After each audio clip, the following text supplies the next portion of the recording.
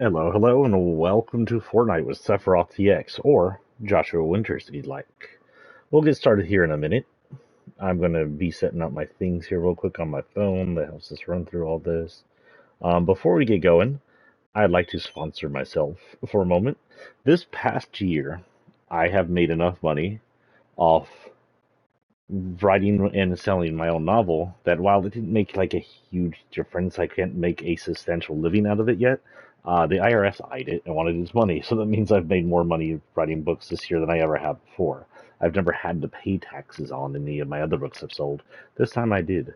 If you're wondering why you have to pay taxes on books you sell, it's because when books you sell yourself without a huge publisher, you make the money directly and there's no taxes paid on it. It's technically when you work, you pay taxes out of your direct deposit you get from your job. And that's why towards the end of the year or every tax season, you may get some money back unless you're some rich dish bag, which you may not have to pay taxes because you cheat the system, whatever. But when you're a writer and you're an independent writer and you're selling through Amazon or through um, Smashwords, and most of my sales came from Amazon. You'll be getting the money directly with no taxes paid on them at the time. It's like an electronic sale.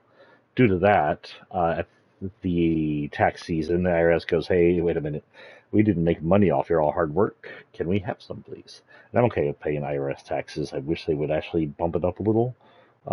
Maybe so the more poorer artists wouldn't have to pay taxes off uh, what was basically the equivalent of a few weeks of worth of work, as far as the hundreds I made out of it. But it did show that I was growing as a seller.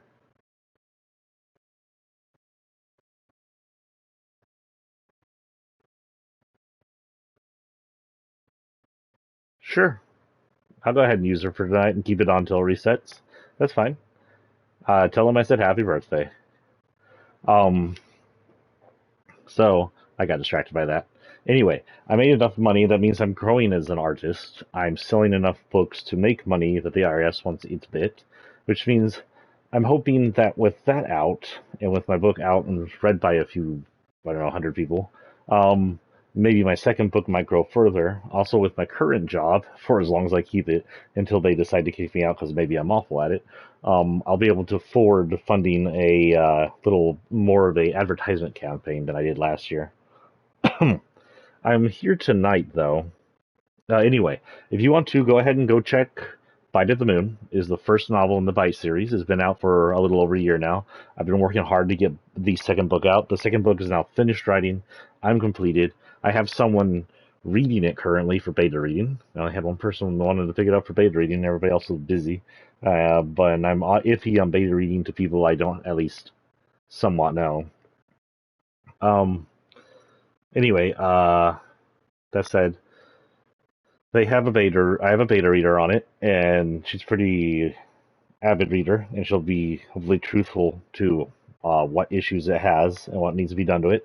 After I'm done with the beta reading and I'm satisfied changing anything they suggest, I'll have it over to the editor, and then once the editor's done, or while the editor's doing their work, depending on how much that costs me, I'll go ahead and push towards trying to find art for it. I would like to find an artist to make original art for it. If it's an expensive venture, which I'm sure it is, I could also do like a payment plan on it. If y'all have any suggestions, it's fantasy, werewolf, vampire, modern ish. Not like modern art, but modern times art. Um, since there's a gay romance in the middle of it, of course, if you read it, that was hitting off in the first book, and it sort of is part of the second book. It becomes more integral later on.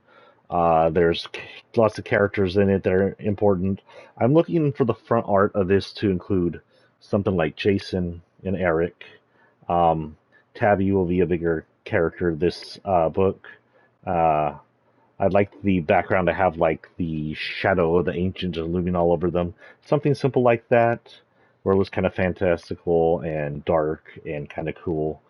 Something like you'd see in I don't know, Twilight posters or True Blood posters, shit like that. One moment while I make sure y'all can hear me correctly while I'm talking. Everything should be on and correct. My batteries are good to go, but let me get into my... I am streaming, right? Yeah. That's weird. It didn't pop up on my phone. Where's my streaming apps?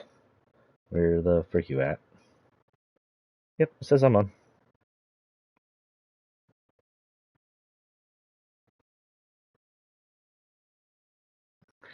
Testing.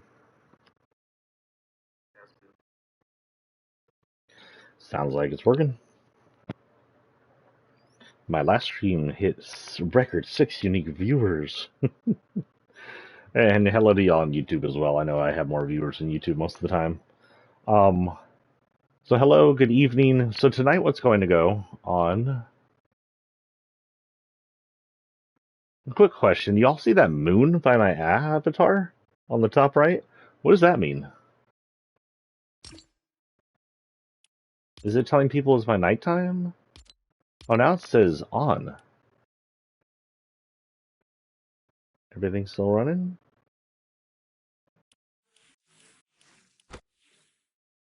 Everything seems to be still running. Let me get in Stream Manager so I can see chats. So first I'm going to go in here, and I'm not going to shop tonight. There's nothing really in the shop. But because I was requested, I'll go ahead and add Herb there. And it'll sit there until it's reset or I get a new request. I'm going to do this a little different because I never got enough to just rotate it. I'm going to get the first one. If a second one comes in, I'll mark it. And then when I come in the next time, I will change over the name after I buy something with the first name.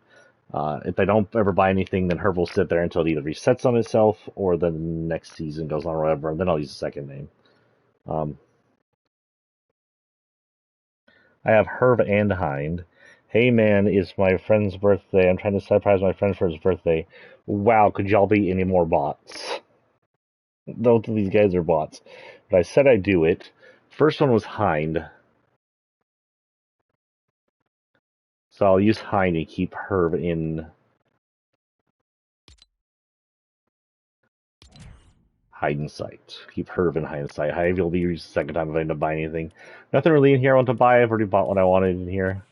So today is the season finale. I know we thought we were doing the season finale one of the last times I played Fortnite. And we didn't, because it wasn't actually the season finale. I got my timing wrong. Oh, they got like Sunny Steps looking stuff over here.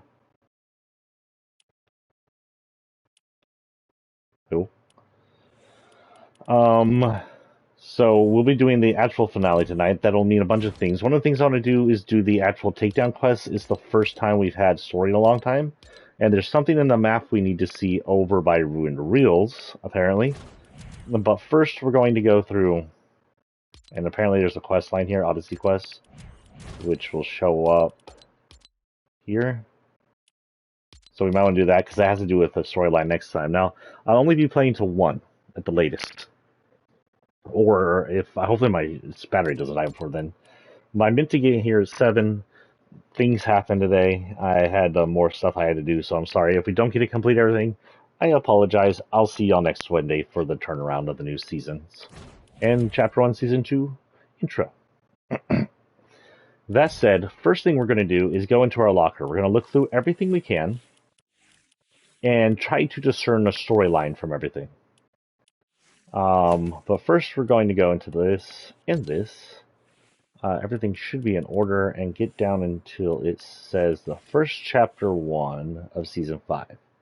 So yes, we did this before, but we're going to do it again because it is the actual finale, and you know. So at the end of chapter 4/OG, we had the world reset by Jonesy using a time machine and the rocket and a 0 point. There's been some rumors that meant that released us from the 0 point. I haven't seen anything integral in the storyline that has confirmed that. What that did is that seemed to reset us at the Big Bang. They either caused a new Big Bang or sent us back through the Big Bang in time and then reset the island. It's unsure how the island is set now. The island we've been on, we haven't seen from the outside. We don't know if it's on the world. We don't know if it's a flat world like normal. We don't know anything, honestly, about the island whatsoever. What we do know is currently on the island, the beginning, is there's a society, and there's a rebellion against society. Both are led by sisters. Jonesy joined the rebellion either in lieu of his friend Peely being kidnapped, or Peely got kidnapped because he joined the society. It is unclear. If it was the former, we don't know why the society captured Peely. If it's the latter, we don't know why Jonesy joined the rebellion. Because it seems like Jonesy would want to join the rebellion to find Peely. But Jonesy could have just uh, joined the rebellion because he rebels against hierarchies ever since he rebelled against the IO. And he recognized that this hierarchy was extremely similar to the Midas hierarchy, like an alternate reality version of them. How do I full screen? Nope. How the fuck do I full screen? Nope. Fuck. How do I full screen? Oh, there we go.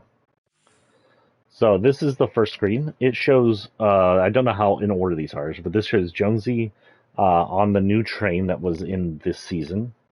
Him and the leader firing at something behind them while she uses the new shield, one of my favorite new weapons they released this year, and he uses the new drum shotgun they had. Another weapon I liked, apparently a lot of other people didn't like. They're on top of a train firing at somebody, possibly more of the society soldiers, while the society leader, the sister of the lady with Jonesy, who is the leader of the rebellion, fires at them. So lots of gunfire happening out here. It's likely a train heist is happening here because you could heist the train. Lots of heists these days. Like they just left it in as a theme they could feel comfortable with. What happened?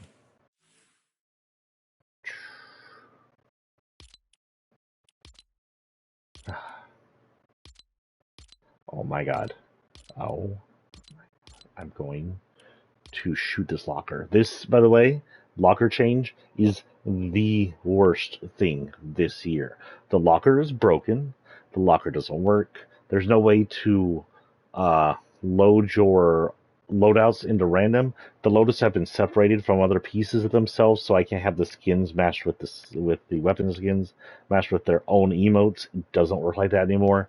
Honestly, Fortnite, I've been saying this all season, all chapter 5, season 1, it's garbage.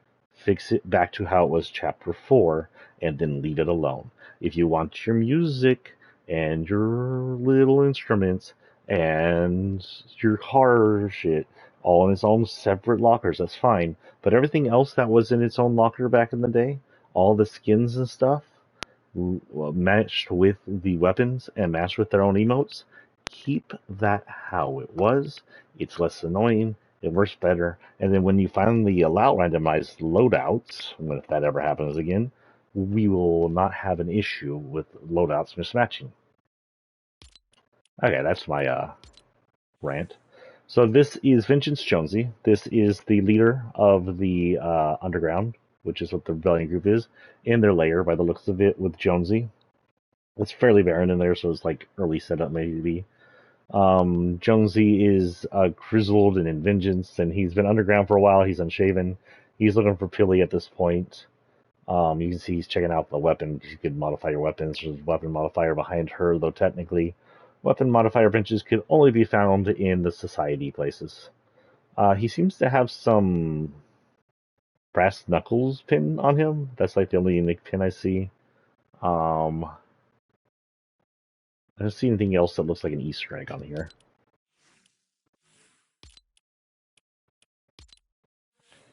This is, what does it say? Valeria, that's her name. This is the sister of the leader of the underground. She's the leader of the society. Most people thought it was the Midas look-alike diamond person, but no, he seems to be the brains of the place. This is their leader. She has emerald and fire powers, by the looks of it. Currently, I have her on some of the extra colors, the purple I was shooting for.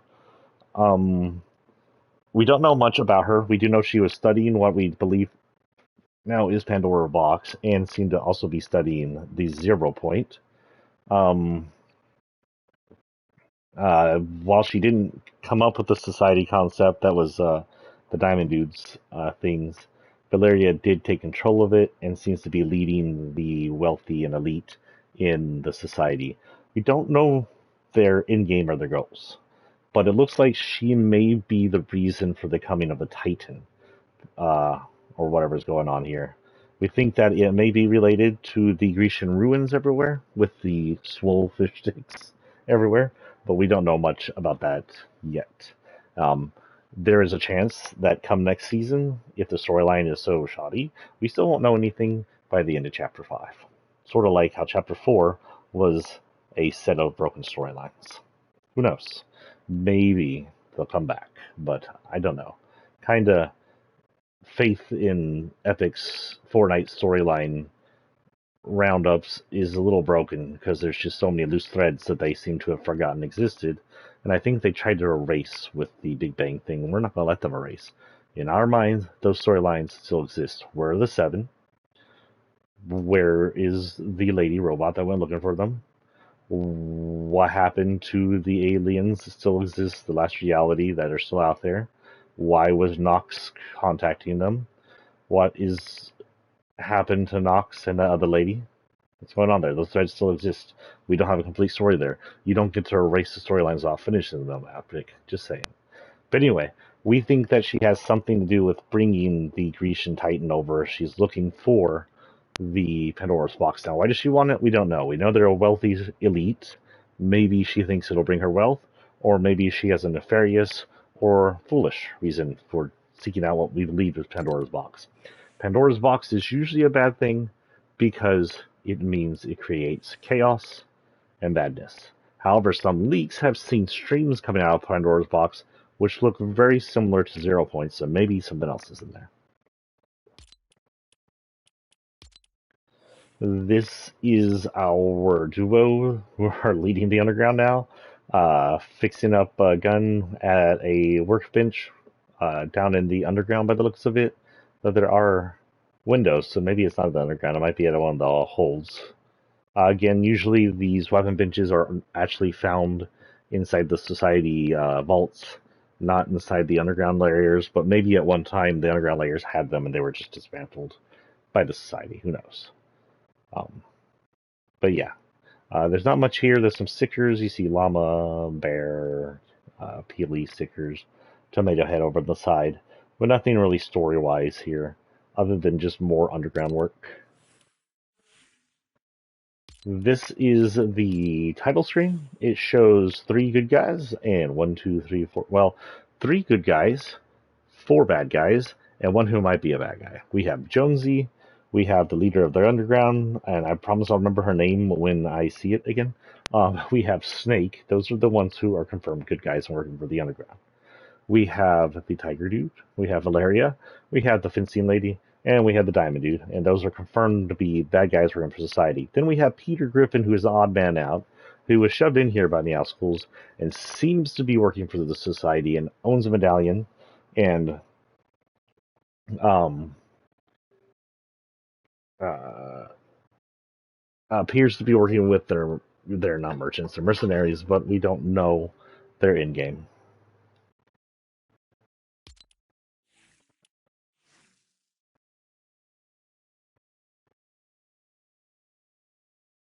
Or his in game, sorry. Give me 2 seconds, actually. I have to get me a drink. I am dying of thirst.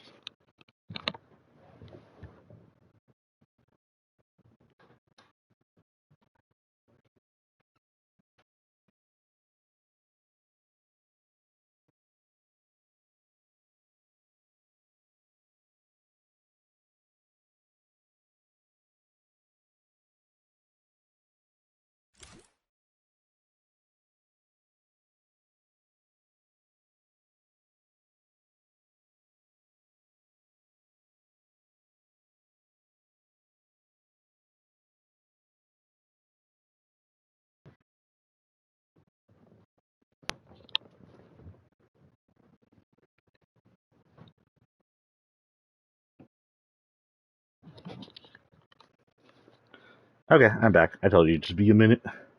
Had to give me a drink. Holy cow, I'm just like super freaking thirsty right now, and I don't know why. I know what you're hearing, but it's just water. Carbonated water, my favorite drink.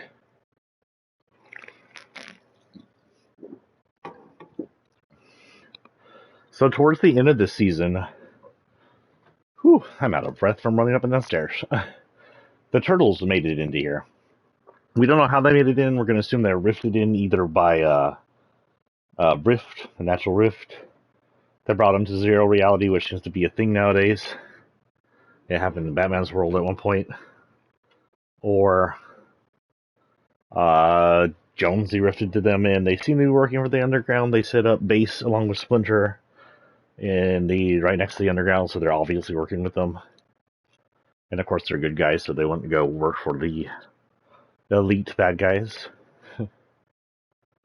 Of course, you know Ninja Turtles storyline, but in case you don't, for some reason, Ninja Turtles were turtles that were exposed to ooze and human DNA down in the sewer and mutated into these teenage humanoid turtles.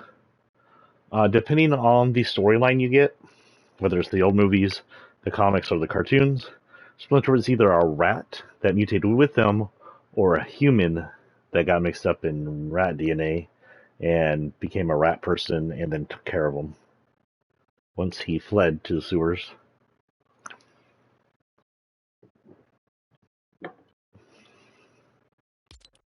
Ooh, I'm thirsty. Leo's their leader. He wields swords because he's the only one responsible enough to have a killing weapon. Donatello's the smart one, the intelligent one who's a mechanic and tech whiz. He uses a stick, the most untechy thing, because he can figure out how to use it and wield it correctly, even though it doesn't have all the technology he can usually use. Plus, he sometimes just uses tech to his advantage anyway. Michelangelo is the cool, lazy, crazy one who likes to skateboard and party. He uses unwieldy nunchucks because it teaches him how to control things that are very hard to control. And Raphael is the hot-headed, often angry, violent one. He uses Sai because Sai are a non-stabbing weapon.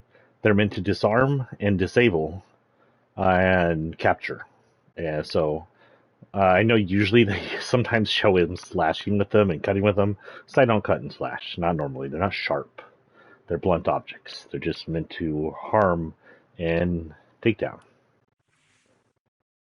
If he's cutting up foot soldier robots with them, there's some weak ass robots. This is Oscar. I'm not going to zoom in anymore. Honestly, I'm getting tired of the zooming in aspect. The fact that I can't press a button, have it zoom in, garbage. So this is Oscar. He is the tiger with the society. He is sort of like an alt-reality Meow Schools, if we consider this an alt-reality of Midas's Season 2, which it looks like a lot of. Here he is on top of the train again. We don't know what's really going on. There's some clouds in the background. This appears to be on that bridge above the forest and river. Don't know if the clouds in the background are smoke or actually just clouds. He seems extremely pissed, but he is a tiger. It's probably one of my favorite skins this season, if not my favorite skin. This is Nisha. She's a fencer. Oscar is a hunter. The other girl's the leader. Nisha, we don't know what her job is. We believe she's in the society because she seems to be the owner of Fencing Fields, where a lot of the fizz juice or fizz stuff and the fizz berries are grown and fizz alcohol is made that allows, kind of kinetic jumping abilities and shielding. And because of that, she's wealthy, and so she gets invited into society for being wealthy. Here we have Montague. Montague? I think it's Montague.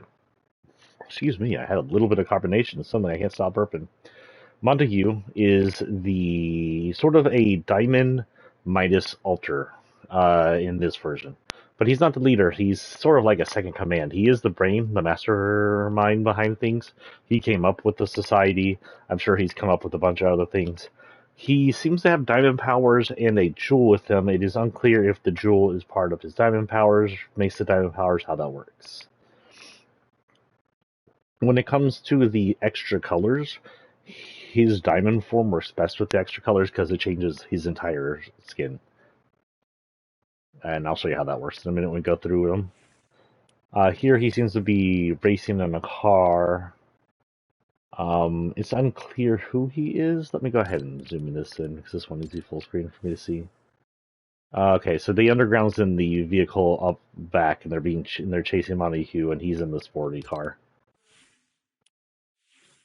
Here we have Nisha in her midnight uniform. She seems to be very upset at Peely. Peely seems to have gotten loose of his binds while in her fencing fields, and is now just spraying uh, her fizz juice everywhere. It's fizzing all over everybody, and she seems very upset about it. And the guards like WTF, but honestly, he's Peely, so you know he's not a threat. This is the weekend along with Bright Bomber and them doing the musical festivals, an alternate world where they could teleport to and become musicians. It's okay fun. I'm currently doing the Lady Gaga stuff. I wanted Lady Gaga skins to work with our Pride Month stuff since she herself is bisexual and extreme support of queer people. So I went ahead and bought her Chrome one, and I got the battle pass, I guess you'd call it, the festival pass, just to get her. I don't think I'm gonna get all festival pass. I'll get festival pass if the artist, from now on, if the artist is someone I care about. If not, I'll just ignore them. They're really not that important. It's like whatever, dudes. This is called the Layer Showdown. This is one I got somewhat recently. Go ahead and zoom in on this one so we can see it. It shows Splinter versus Shredder. Shredder's a badass. One of my favorite bad guys when I was little. You can see that Leonardo's already been knocked into some wood. Raphael looks injured and is being supported by April, which may be a reference to the original movies where Raphael actually gets really injured and thrown through a skylight. And I don't remember if it was Shredder or someone else that throws them. It's been a long time since those movies. But there's a whole scene where Raphael is injured, everybody's concerned, and then he hits on April, I think, in the middle of it all.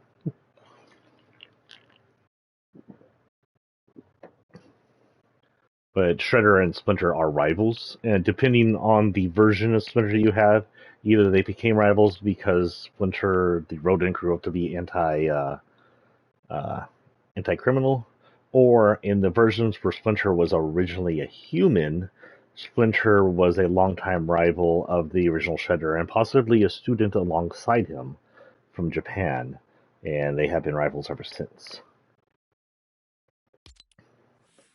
Of course, there are some versions where Shredder's a freaking crane robot, and I hate those versions. Here we just have some battle going on between Underground and the Society soldiers. You see an elite soldier on the left. They're the ones that hide some of the smaller uh, vaults.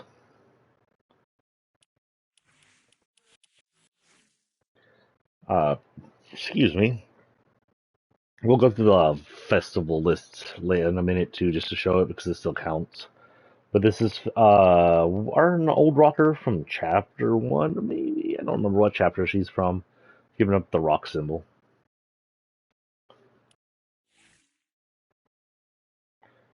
This is called Duo Toad Jones. This is just Jones' alternate black and white skins, and then black, white, and red skins that look sort of Sin City, which would give him a gruffier, more violent uh, look to him.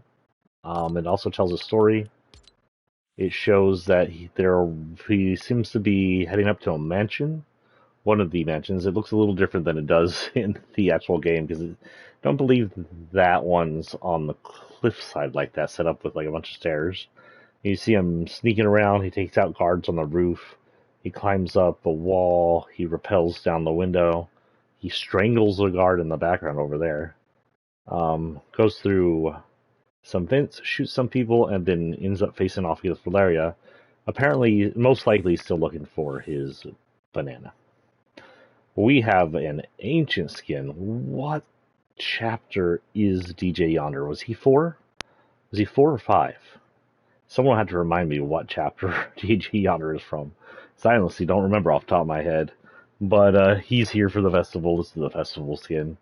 Drop the beat. This one says festival ready. Here for encore. This says, this time it's not about saving the world, it's about saving a friend, yeah. Excuse me. Cowabunga, strike fear into the Foot Clan with turtle power. This is the spray seen down that I think we could also get it. I think we have it. But it's also seen down inside the underground area near the lair or in the lair of the turtles. I think it's near the lair turtles, but don't quote me on that. Here we have Oscar. Oscar. He is the black. He is the white and black Oscar, so an alternate version Oscar where he's like a snow tiger. Unsure if he changes skin color, skin color, fur color, or if there's like alternate versions of Oscar walking around thanks to the 0 point effects. Here, this is possibly fairly early in the story because it's inside that little manor we saw down there that Jonesy was sneaking into, and he's pointing out how he has Peely all bound up. And Peely's still bound up, and he's just telling Jonesy about it. So likely, what's going on here? This is Jonesy's first time hearing that Peely's been got. This is Valeria, called Burning Ambition. This shows her studying items. Let's see if we can actually see what the item she's studying. Yep, you can see it is the box right there in the middle and in her book. This is most likely Pandora's box, from what we're hearing. You see the 0 point on the top right, and you see Jonesy in front of what might be the 0 point in the bottom left. And there's a bunch of books and stuff, and a lot of them are, all the rest of them are just garbage words, like they're not even regular letters. Knowledge is power, and I tend to know everything, she says.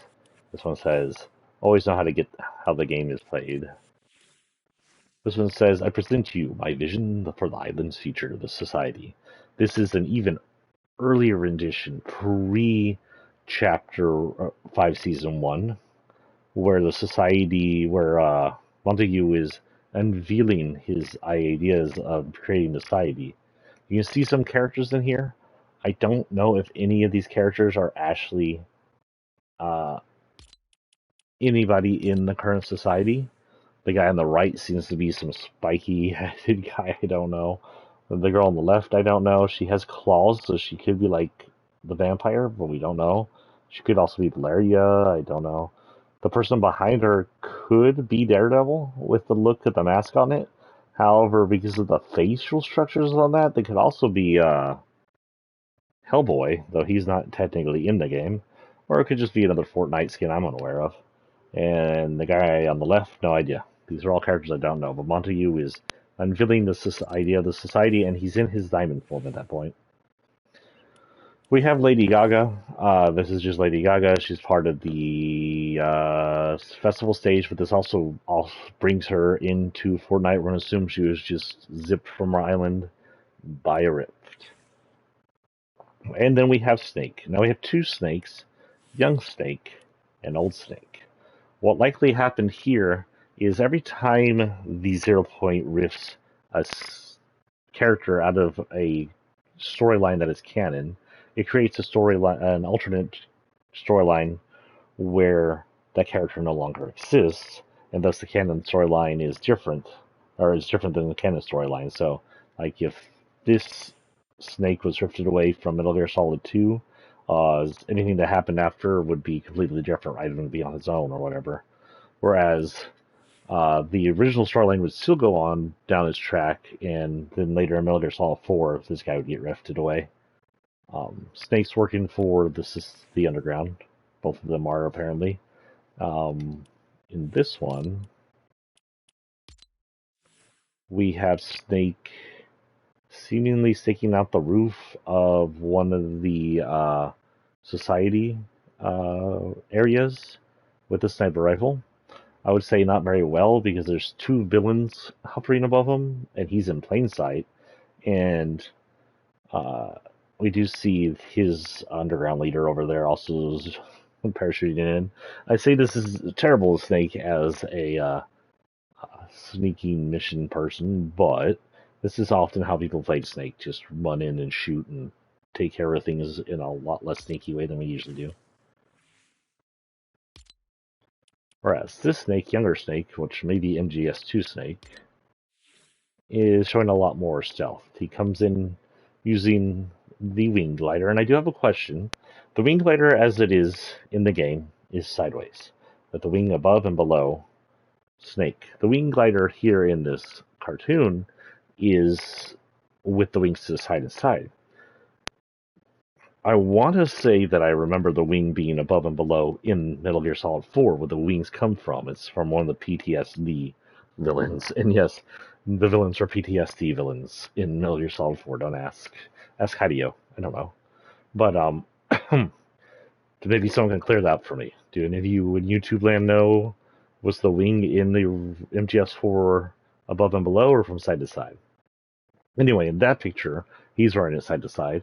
He hits what used to be Meow School's boat. I don't know if the boat belongs to anybody, actually. I think it just has like a lower guard in it. He takes out the guards. He seems to be hacking into something. And that's all we can really see there. It's probably gathering information. And that's all that's there, really. Nothing really important. Or do I still have a thingy? Oh, there it goes. Raps this season, huh?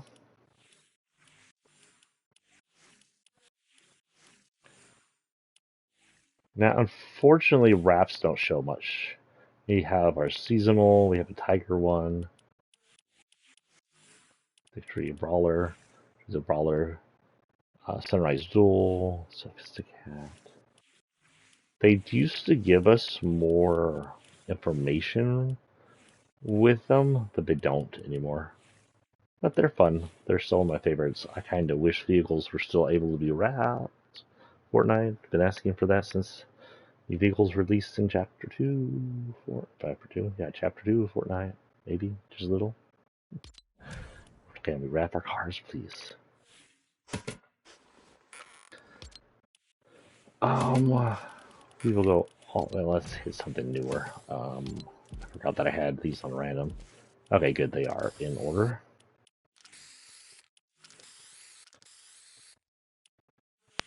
Holy cow. There's a lot of chapters in Season 5. So what we got here? Wanted Jonesy poster showing that the government, the society wants him wanted. It's been drawn all over, but he's up for $100,000 maybe? 100,000 V-Bucks. We do see a vandalized Valeria picture. It looks like it was a Valeria picture that was been vandalized probably by her sister. There's another Valeria picture. Her using her fire powers. I don't know exactly who that's supposed to be. Unstoppable alias. We have the Society Mark. Oscar. Peter. Riposte ready. We do have a missing Peely poster. Have you seen this banana? We had Crane. He's fairly new. Just showing off. This is the same thing as the back thing, pretty much. We have Jones Underground, which shows the Underground's anti-society picture, and Jones within it. We have Jesus Montague, that shows Montague both inside and outside his diamond form. Hope's Look, which Hope is the leader of the Underground. Thank you, we finally got her name. Combat Giller, which would indicate that he is on here and he is working for one of the groups. We don't know who. Society marks. I thought that said something else. Well, that's cool. There's a lot of indications that Oscar can rip through reality. They have this, and also his fall seems to be claws ripping through reality, creating like dimensional voids. You'll see that later. This is leader card. It takes whatever your current emblem is and puts it on the card. We have Blocko, which is just a funny dog look. Brute Competitor, other than possibly being a reference to FNCS stuff, appears to show that the brute drivers are being logoed up with sponsors. So maybe brute brawling, like brute battles, have become a thing, which is something I'd technically play if they get around to doing it. If there's a mech competition thing in this game somewhere, I'd probably play it for a while. It'd probably be fun. Kind of need two people to run a brute. So in further up, we have pretty much only emotes. Surfing Bird, of course, is nothing story-wise. This is just Peter Griffin. You can't hear most of these songs probably thanks to. Oh, actually, I have the music all the way down, so you'll be able to hear no songs right now. Um, the point is, I wanted to talk to you on season finale, and if there was any semblance of a slightly copyrighted song, even if Fortnite allows it to be streamed, Twitch would shit their pants and silence everything. We have this. So this is Surfing Bird from Family Guy. We have Snowflakey, which is a good one, and apparently there's like I don't know so many ways that this can show up. You saw the llama with the people, and then we do it again. Will it show it different? It's supposed to show it different almost every time. Yeah, Peely, and then one more time, just if it can be different every time. That's llama with people again, so maybe not every time. Snip something special. This is Raphael's Ninja Turtle stance with this high. See angry stance down, ready on some kind of pipe. I don't know. Maybe you put these back to back. They like make a pipe or something, but I don't think they do. Mikey's pipe goes in the ground. His pipe's full of pizza. He has a pizza in his hand. He's nunchuck in one hand. He eats the pizza halfway through the emote. Oh, look. It's that mech turtle. The mech turtle's below Leonardo. Cool. I never even noticed that. Just now. And then for Donatello, for some reason, there's a Foot Clan flag and a Peely poster newspaper below him. This is knife sharpener. It is with the tiger dude to sharpen the knife using a whetstone. Or not really knife, that is like a machete. Which is, I guess, is a big knife. Foil flex is for the fencer. It will put a different number depending on how many kills you have. So it always shows 0 if you don't have any kills. But if you have 1, it'll show a 1. This is Montague's. Apparently he has power over the diamonds outside of himself, allowing him to either create or control diamonds to create this chair. It says test seed of your power. So this is regular Shredder. And this is Super Shredder. We'll talk about Super Shredder when we get to him in a minute. I have some theories about him. Oh, it is going to play music. Okay, my mistake.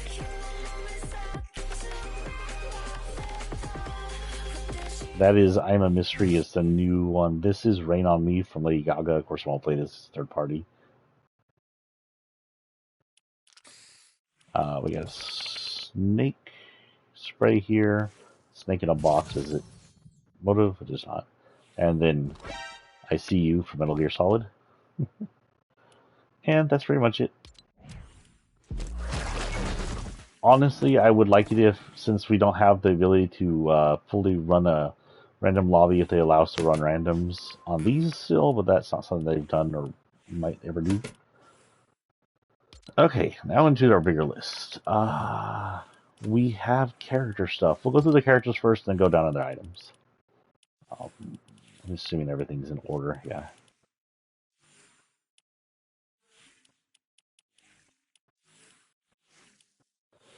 So, our first character in Chapter 5, Season 1 is going to be Winterfish Bushranger. By all looks, this is the same Bushranger we've been dealing with since he came in.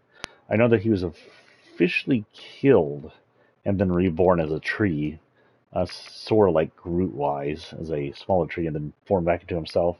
I don't know if that means this is a second Bushranger after the first one, or if the reborn Bushranger is the same one.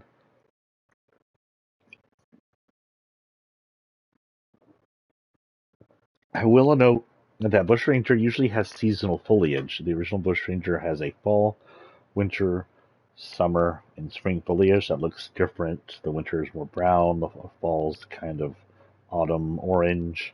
The spring has flowers on it, and the summer kind of looks like this. But this is a Winterfest Bushranger that looks like the summer, so I don't know if maybe changing islands that doesn't have a regular season might be having an effect on his look or what. It is the original Bushranger. He's covered in snow, blinking lights, and stuff. It does say he has these, but they really don't do much. We have Trailblazer Links.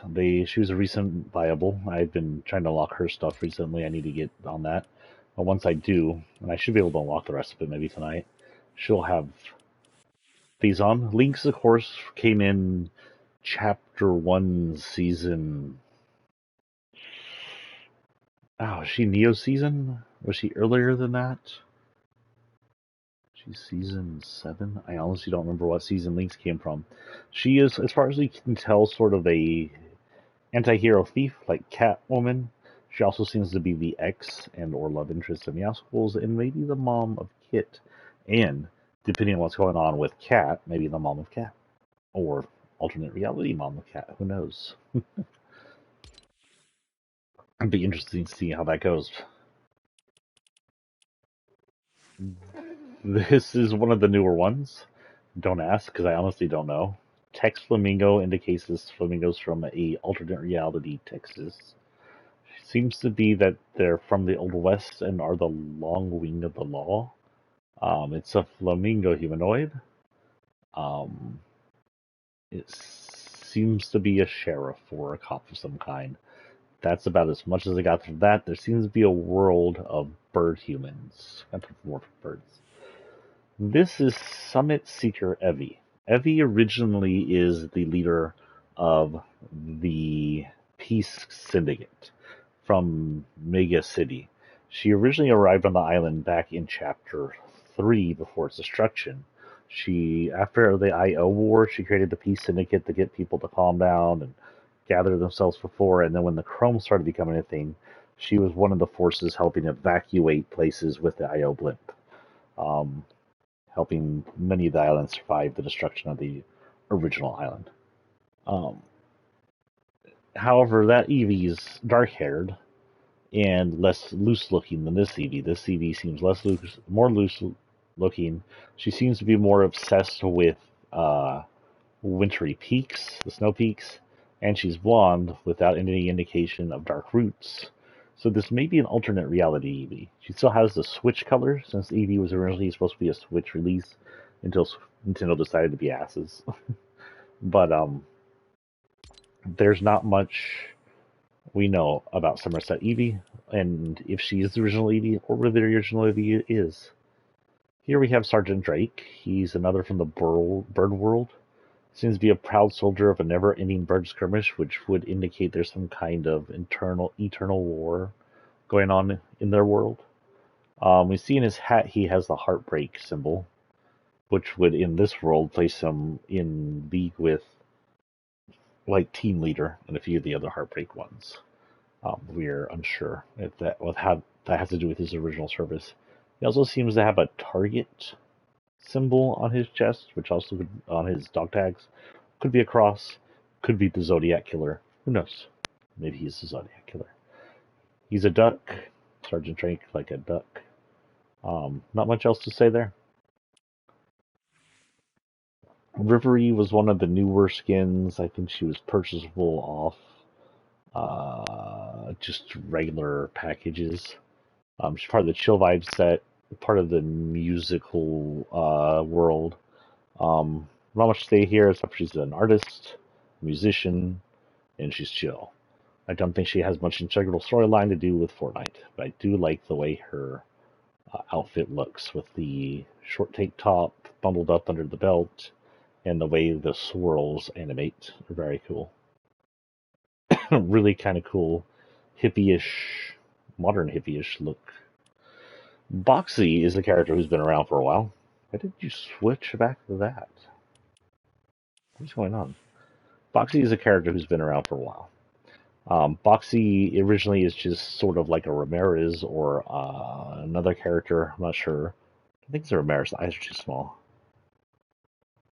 Whoever it is, she's one of the OG characters, dressed up in a couple of boxes, kind of homeless-looking armor. This one is Holiday Boxy. Apparently, Boxy missed the last Winterfest last year on the Chapter 4 island and made up for it by handing out presents this year. This indicates that 100% this is the same Boxy we've known the entire time. She's not an alternate version. She was unhappy about missing last winter, and she's here. She used to be at the box facility where the drones are currently released from, so it indicates that she is like the delivery service leader. Don't know if she's still there.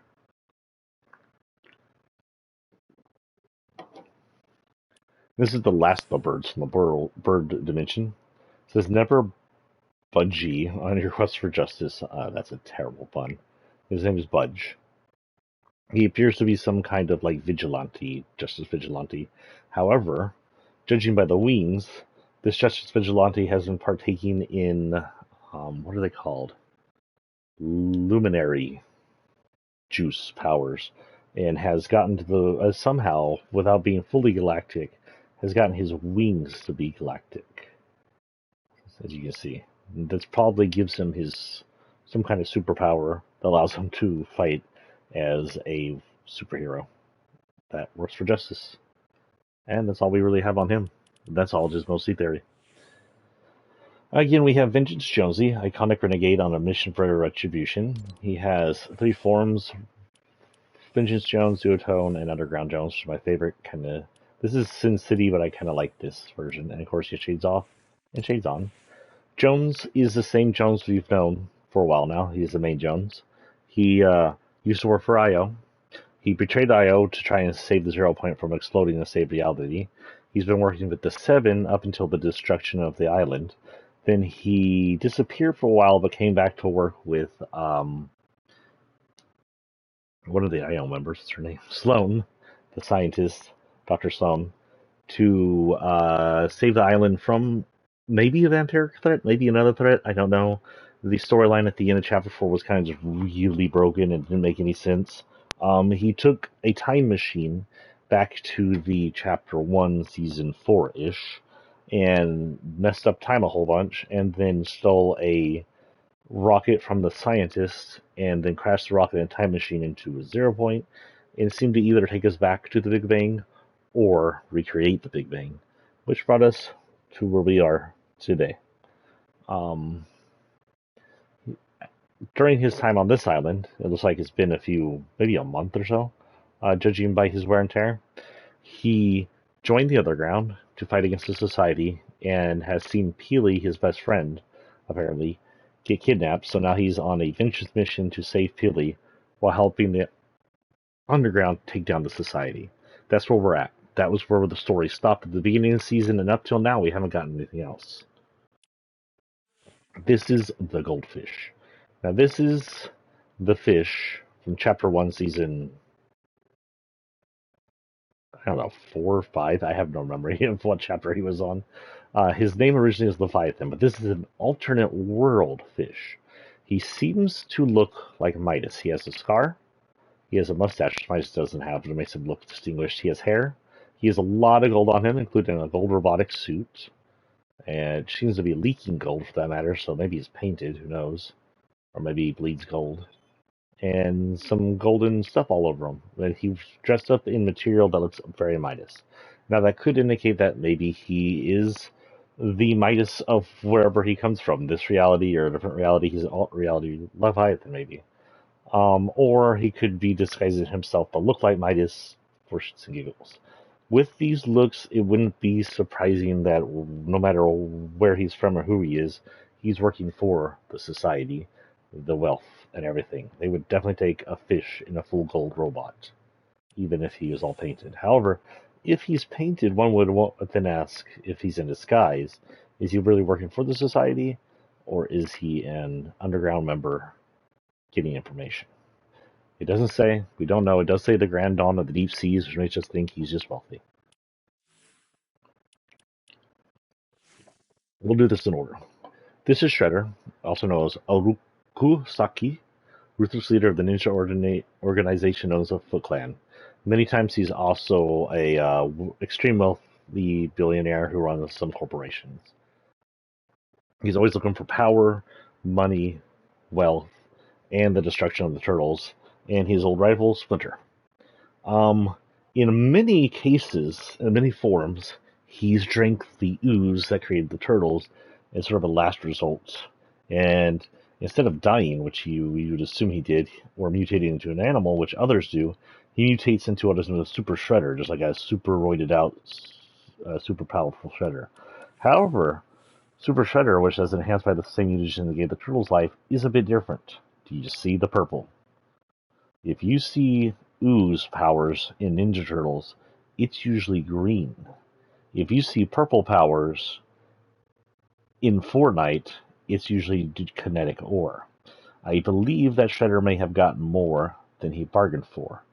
Instead of just being imbued with the mutagen, I think he got his hands on something different. Like, even if you look, oh, it's not here. Even if you look at the mutagen in the hands of Krang, is green. I think he got his hands either mutagen tainted by kinetic ore, or he infused himself with kinetic ore, or he used the mutagen near some kinetic ore. Maybe there's kinetic ore on the island we're unsure of. Either way, I think his blades and his armor and his eyes in the purple shit coming out of his chest indicate that he is infused with the dark power of the kinetic ore, the same power that uh, corrupts the cubes, the same power that uh, powered the crystals from last season, the kinetic ore. Um, Kinetic ore has been left behind up until now. There really hasn't been much indication of it, but I do believe he is powered by darkness, like a dark copy, but more like just infected and infused, like that one guy from the Primal season. Don't ask me his name. My brain is kind of broken by my job right now. My memory's shot to hell. Next up, we have Sonar. Sonar is sort of a person for the whole, how do you say, festival thing, I believe. But he's freaking cool looking. I got him just because look how cool it is. You can turn off his ability, which makes him look normal. But honestly, why would you want him to look normal? Just look at that. You also turn off the ability and have him look like this. But I do like the ability. Also take off his glasses, but his glasses are cool. Then we have Silas Hesk. He was one of the latest crew packs, not the latest, but one of them. Is he currently on his latest form? He is. Uh, he seems to be part of that group of snake worshippers, maybe, or whatever they were, that showed up in Chapter 1 a whole bunch. There was also one with another snake that seemed to be mesmerized by it, which was the Indiana Jones looking lady from Season 8 of Chapter 1. And like her, the snake moves along with the person, indicating that the snake's working mind in mind with the human and possibly in control. It's hard to say. We have the turtles, of course. Already talked about them, so we'll move on there. We have Oscar. Oscar has 3 forms, actually a bunch of forms. We'll go through all of them. This is regular Oscar. He's an orange tiger, and probably my favorite skin out of all of them. This is Champion Oscar. He is sort of a snow tiger, and you can see he has a scar like Midas a little clearer over here. You can see it here, but because the orange kind of hides all the peach, it shows up better here in the white version. This would be an alternate version of Oscar. He's born as a Siberian snow tiger instead of a regular tiger, I guess. Then we have Shock Brawler Oscar. This could be either Oscars turned with a power of like Negative Man from Spider-Man, which it appears to be, because this 100% looks like Negative Man of Spider-Man, especially as he was represented in the last game. Then I wonder if it will look different if we do this. Nope. I may just patch it up with what it looks better with. We do have the purple of the extras. I do believe this has to do with like kinetic powers, but you can see some liquid in the purple, so it's not officially official that. Let's see how that liquid. This might indicate it's like a luminary aspect, a luminary liquid purple. Maybe it's a luminary purple with kinetic powers in it, who knows. We have this form, which also appears to be luminary. It's mixed with orange and blue. And we have this form, which seems to be stained glass. This is not entirely sure if this is luminary or just design. Most likely just design. There's no indication of power there. We have Nisha. Nisha has 3 forms. I haven't got the last one yet. Regular, Midnight, or Stealth. And then Duelist, which is something she wears to like fancy events or something. Regular mask. Harris mask. Tactician Master probably go best with the Knight, and then Maskless, which shows her. She actually has quite a cute face. I love nose piercings that are off the side like that. Super cute. Not so sure about her shoes, honestly. What are those on the back of her shoes? Bottle openers? Of course, she has the same different costumes. Purple, that one looks pretty good. That one's okay. I'm not sure I like the mask color there. And that one's okay. I think I like the purple the best for her. I like the purple probably best for all of them. Then we have Montague. Montague, go back to normal real quick, is a Midas alternate from this reality, it looks like. That would be my best hypothesis on this, since this all seems to be alternate chapter 2. Unlike Midas, he's not the leader, but he is the mastermind. He seems to have diamond powers, so allows him to change into diamond, allows him to control diamonds. It's unclear if he can diamondize other people, like freaking Earthbound or something. And he has a third form, which has this gray suit. I'm not crazy about the gray suit. Kind of looks like carpet. Black suit's pretty good, and the diamond is pretty cool. Of course, he has the best version of all the extra powers because it changes his entire body into those extra colors. I mean, look at that. That looks cool. Even his diamond in the middle changes colors for it. Right now, he has purple. And honestly, I'm loving that look. And look how good they did on the turtles. The expression, the movement, the muscles. They did very good on the turtles. There's a lot of good detail on the turtles. If there's anything they're not slacking on in Fortnite, it is the design of some of these characters. We have Lustrous Lux. Lux is from Season 8. She was the final skin in Season 8 Battle Pass. She is a treasure hunter. I do believe we're looking at the same person, just with her hair dyed gold, due to her obsession with wealth, and possibly a lot wealthier since her treasure hunting days. She has golden shoes, gold tipped claws. If it wasn't for her hair, I'd say maybe she was that person in that one reveal from Montague. It says she's a bounty huntress with luxurious taste, which indicates she may have moved from treasure hunting to bounty hunting.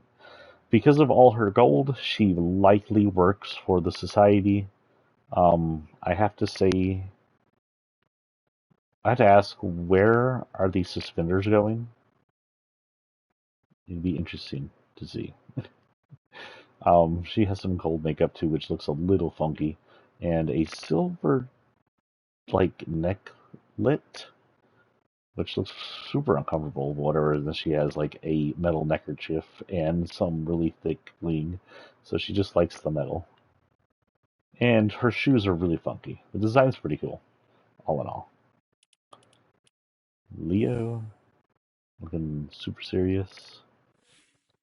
Lana Lane was the last crew pack member. Pretty cute. Lana Lane is apparently the island's weapon-o-matic mastermind, meaning all those weapon vending machines you see are her. And may also be her voice, that wasn't clear. But she's behind the vending machines. She's been arming us for, I guess, in Fortnite, decades to maybe a century. She's dressed up in kind of llama clothes, kind of this like crop top, pinata looking festive shirt with an interesting middle part to it, which looks totally mismatched, but also pretty cute. The pink and blues and purples are all there, and of course, later on you can unlock different colors, sort of a festive one, and then the rest of it's those same colors as the other guys.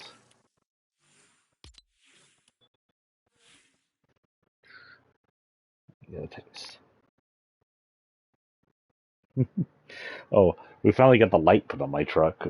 As you know, I lost my review light a while ago, and my son helped me place it back onto my truck. He's pretty good mechanic stuff. Figured it out super easy. Put it on for me and stuff like that.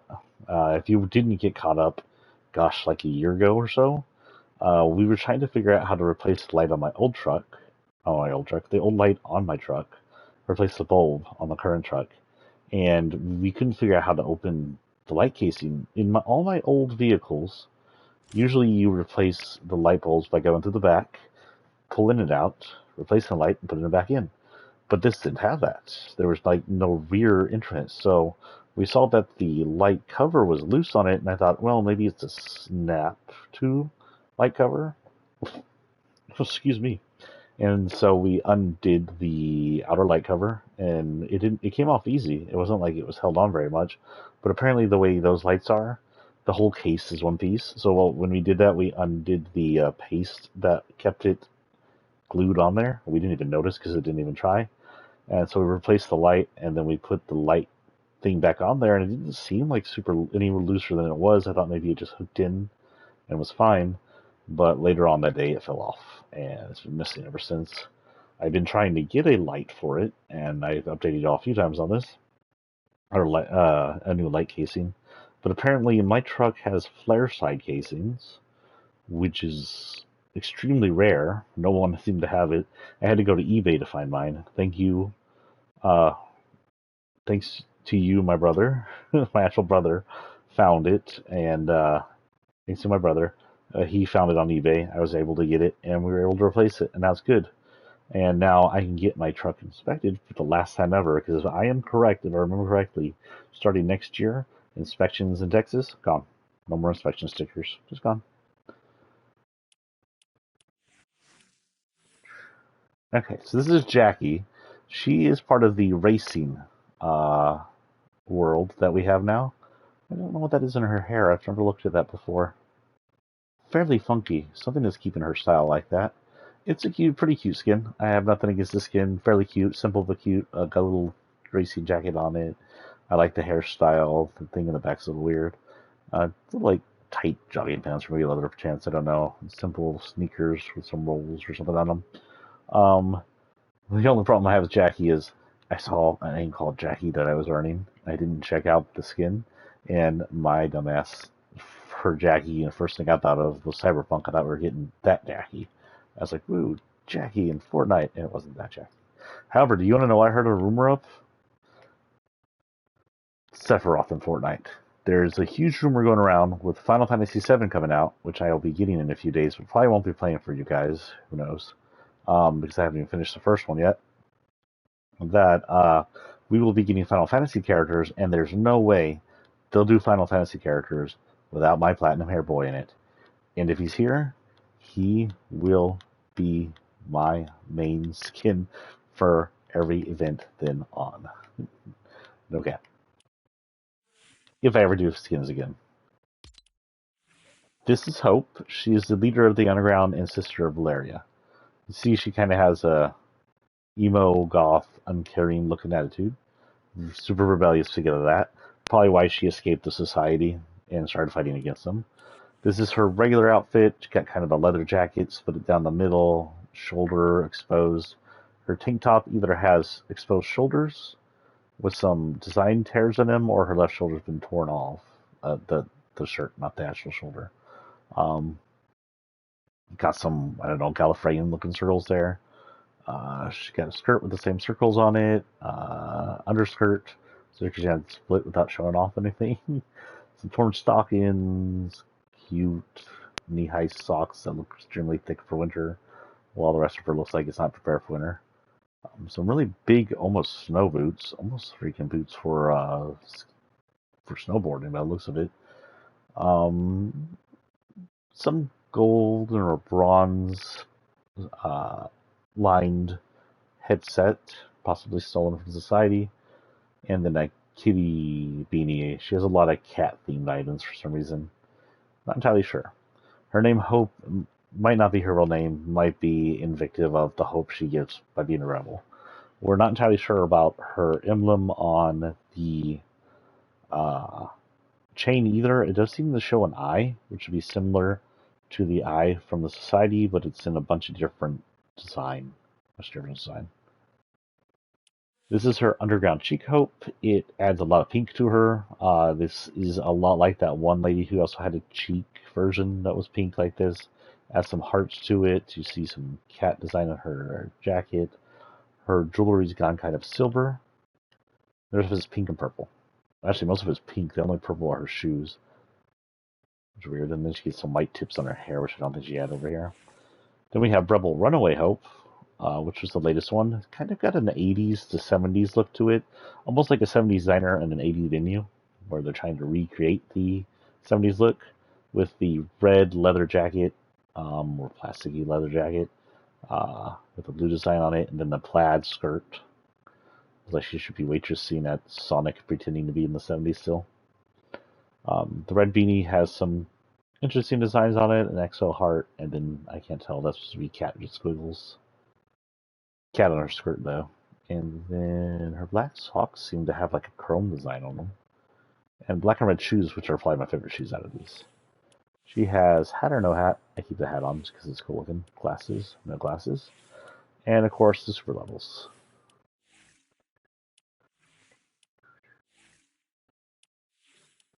Surprised the glasses don't change. I will notice her glasses broke there. Are her glasses broken in the other versions? Oh, they are. Okay. I don't have a super level, right? Who did I super level? I think I super leveled the cat, didn't I? This is Gunslinger Calamity. So originally Calamity is from fairly early in the season. Chapter 4 or 5, maybe. No, actually, yeah. She came around sort of a Halloween season, I think, because she ended up changing from a llama farmer in a white tank top and jeans into a ghostly, possibly undead or ghost powered um, vampire and monster hunter.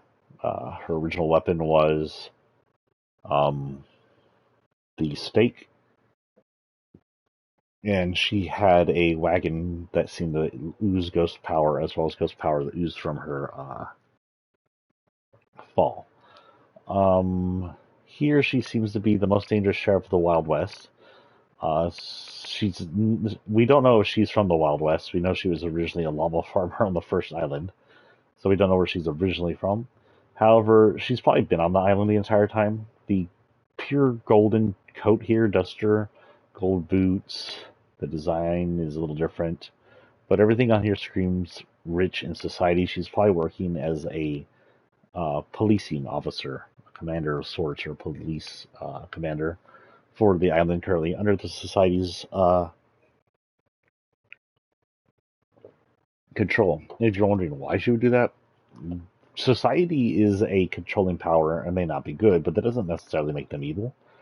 Um, and she's just looking to keep the citizens safe. Or I don't think Calamity is a bad person, but she may just be trying to police the island and keep it peaceful for the citizens who aren't warring crazy people. This is Frieza. Again, a villain who has a lot of history with me. And should have a tail. Why does Frieza not have a tail? Oh, it's because he has back bling on. The back bling must have removed his tail for some reason. Hold on here. Let's take off the back bling. Yeah, there's his tail. Okay, I was like, where the hell is Frieza's tail? So, this is Frieza. Frieza's sort of a lizard bug race. They call them the cold demons, but that's probably a misname. That's probably not their name, though it's Frieza, Cooler, and Chill as the ones we fully know as canon characters in the game. The three we know are masculine, though we don't know if there is a feminine form of theirs. We don't know how they reproduce or anything. Very little is known about the race, other than usually, even in alternate realities, they're cruel, they're evil, they're warring, and they want to take over the world, or are nefarious for one reason or another. Frieza's race is a little different than most of the characters in Dragon Ball. In Dragon Ball, most characters, human or otherwise, start off at a lower power and then transform up into higher powers. For Saiyans go to Super Saiyan, God Saiyan, and so on. Or Super Saiyan, Super Saiyan 2, Super Saiyan 3, Super Saiyan 4, God Saiyan, whatever. Um, and most characters work like that if they do transform. Frieza's people are extremely powerful, immensely powerful at birth, and they're just naturally powerful. They never have to really work for it. They have so much power it's sometimes hard to control, so they transform down to control it. When you see the Frieza species, as we're going to call it for now, look like this, where they have like a shell on their head, they're all shelled in, They have a lot of ribs on their skin, looks like bug armor or lizard scales. This is them being fully contained, trying to control their power so they don't harm unnecessarily and destroy things they don't want to destroy. Not for the safety of others, for the safety of their property. Frieza showed that he had 3 or 4 transformations up into this. It's been forever since I watched the original Frieza series, honestly. This was his final form at that point. Without any training, this is what he became. He was much more powerful than any of the characters in this point until Goku reached Super Saiyan, and then Goku was able to handle him pretty well in a pretty good fight. There was some back and forth at that point, but once Goku was Super Saiyan, he pretty much had it handled. Um, Anyway, in this form, you can see he loses most of the bug form stuff and lizard stuff for kind of a smooth white form with some shells on his arm, his chest, his wrist, his legs, and his head. The ears would indicate that their species is related to other extraterrestrial species which have similar ears. So there may be like multiple species that are related to each other, but those species don't have their thick tails. They do sometimes have the tri-tipped feet, and they don't all have, the superpower or the ability to transform down to protect them. In Dragon Ball Super, Frieza came back after escaping Hell and became Golden Frieza. Now, Golden Frieza kinda was a playoff Super Saiyan because he took a golden form and a purple form, but mostly golden, and you can see that he grew a thick brow very similar to Super Saiyan 3. This was an extremely much more powerful Frieza than he was. Even Frieza at 100% this form was a lot less powerful than this. This is what Frieza was able to attain by finally, for the first time ever, training to become more powerful in an effort to beat the Saiyans who trained way too often, in his opinion. I'm keeping it as Gold Frieza right now because, society stuff. Frieza, if he was going to be teaming with anyone, it'd definitely be with the Society. And they would like the fact that he's made out of gold. There is some other differences here. You can see that the shoulders lose their shells at this. The shells on the wristlets become smaller, same with the feetlets. For some reason, his hand, his facial area, and his feet expose pink skin. While the rest of it is gold or an orangish gold. The head neatly bob pretty much stays the same though. So it's the tail, aside from color.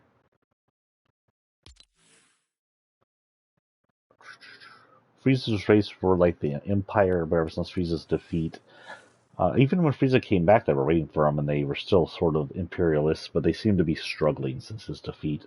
I don't think they have the power they once did.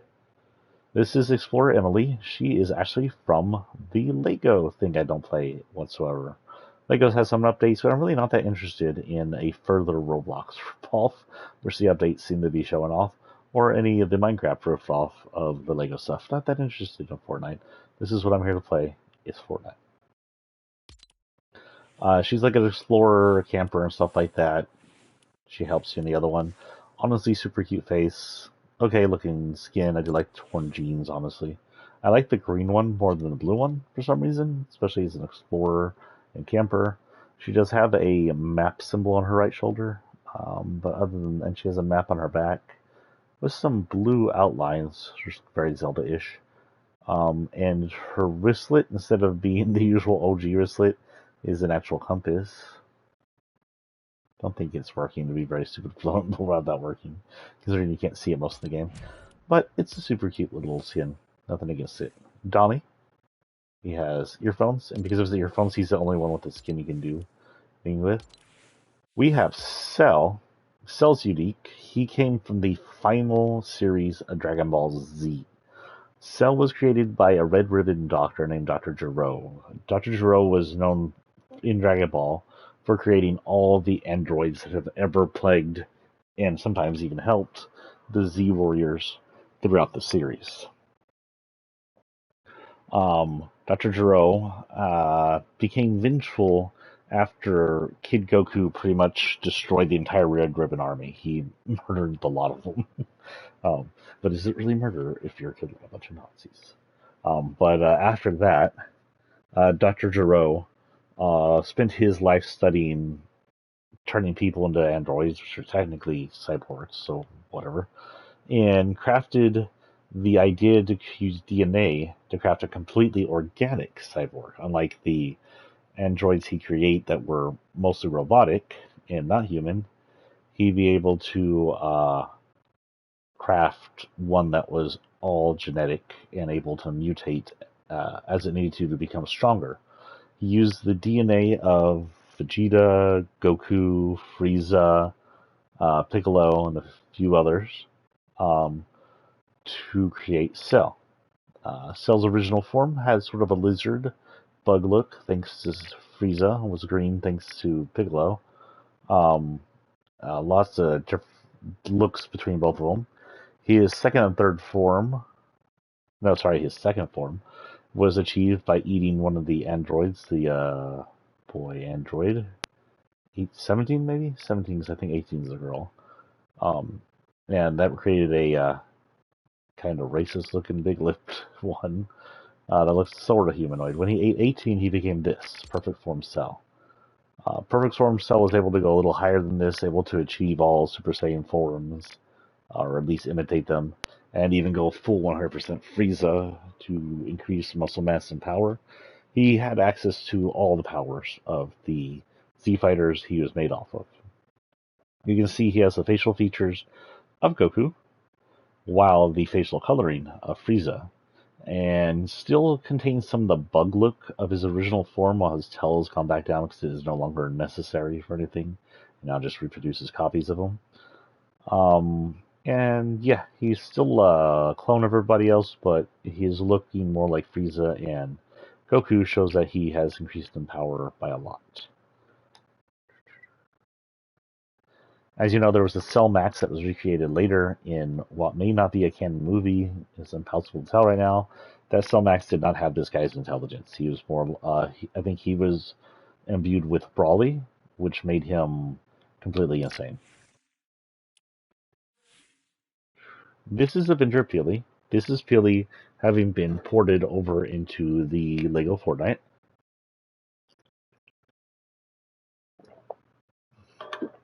And becoming an adventurer. It's basically Peely with Santan lotion on, a neckerchief, some goggles, and jean jacket that says Nana, and some torn board shorts, and a map of his own. And honestly, it is a super cute looking outfit, but Philly's just cute to begin with. This is Valeria. Turn off the super level real quick. Valeria's original form looks like this. She's got the power of some kind of emerald with her, and that seems to give her some kind of emerald firepower. Um, in this original form, which is Valeria, she has access to Society Scarlet, or what is known as Stygian Green Valeria. This is most likely a transformation up in powers, and becomes like a green fire, and also seems to be a little more. No, it's pretty much the same. It turns black and green, and I'm sorry for the noise that just came out of my belly. Then if we do Burning Ambition Valeria, you can see her fire's been turned up and her outfit goes black, and it's a lot better looking. Also, never done that before with her. It's cool how that flares out. She's a lot more fur in her costume. She has sort of her hair up in tri-buns and also imbued with power. It seems her power's bleeding out of her, a lot like Agent of Chaos Zinc. She has some weird necklaces on her neck, honestly. Those are just strange looking. If you do the Society Green Valeria on this one, it turns her outfit white. And, yeah, that seems to be it. Green, white. She has a gun over there. Currently, I have her first super level, which turns her outfit kind of purple. But I think I was running it with red because that looks better, honestly. Later on we can do this and this. She has all the extra colors. Maybe I was doing it with her hair down. Hold on.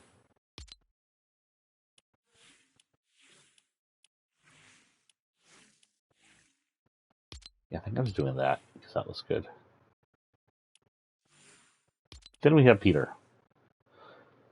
Peter's from Family Guy. According to the canon commercial, he was in Family Guy and somehow Meowscles had made it out into Family Guy, or at least a copy of Meowscles did or something.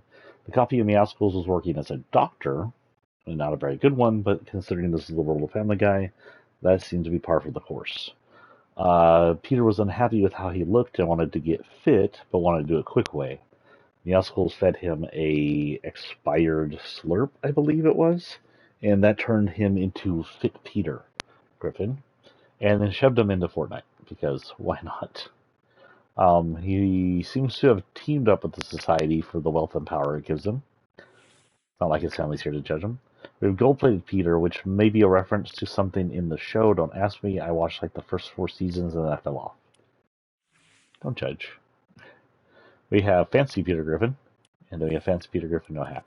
I am running regular Peter Griffin, but I should probably be running gold just for the sake of this season. We have the weekend. He's here for festival. I guess if you were going to explain his reason for being here, probably ported into the real world, along with Lady Gaga, also here for the festival. Um, Lady Gaga's chrome armor, by the way, looks freaking cool as hell.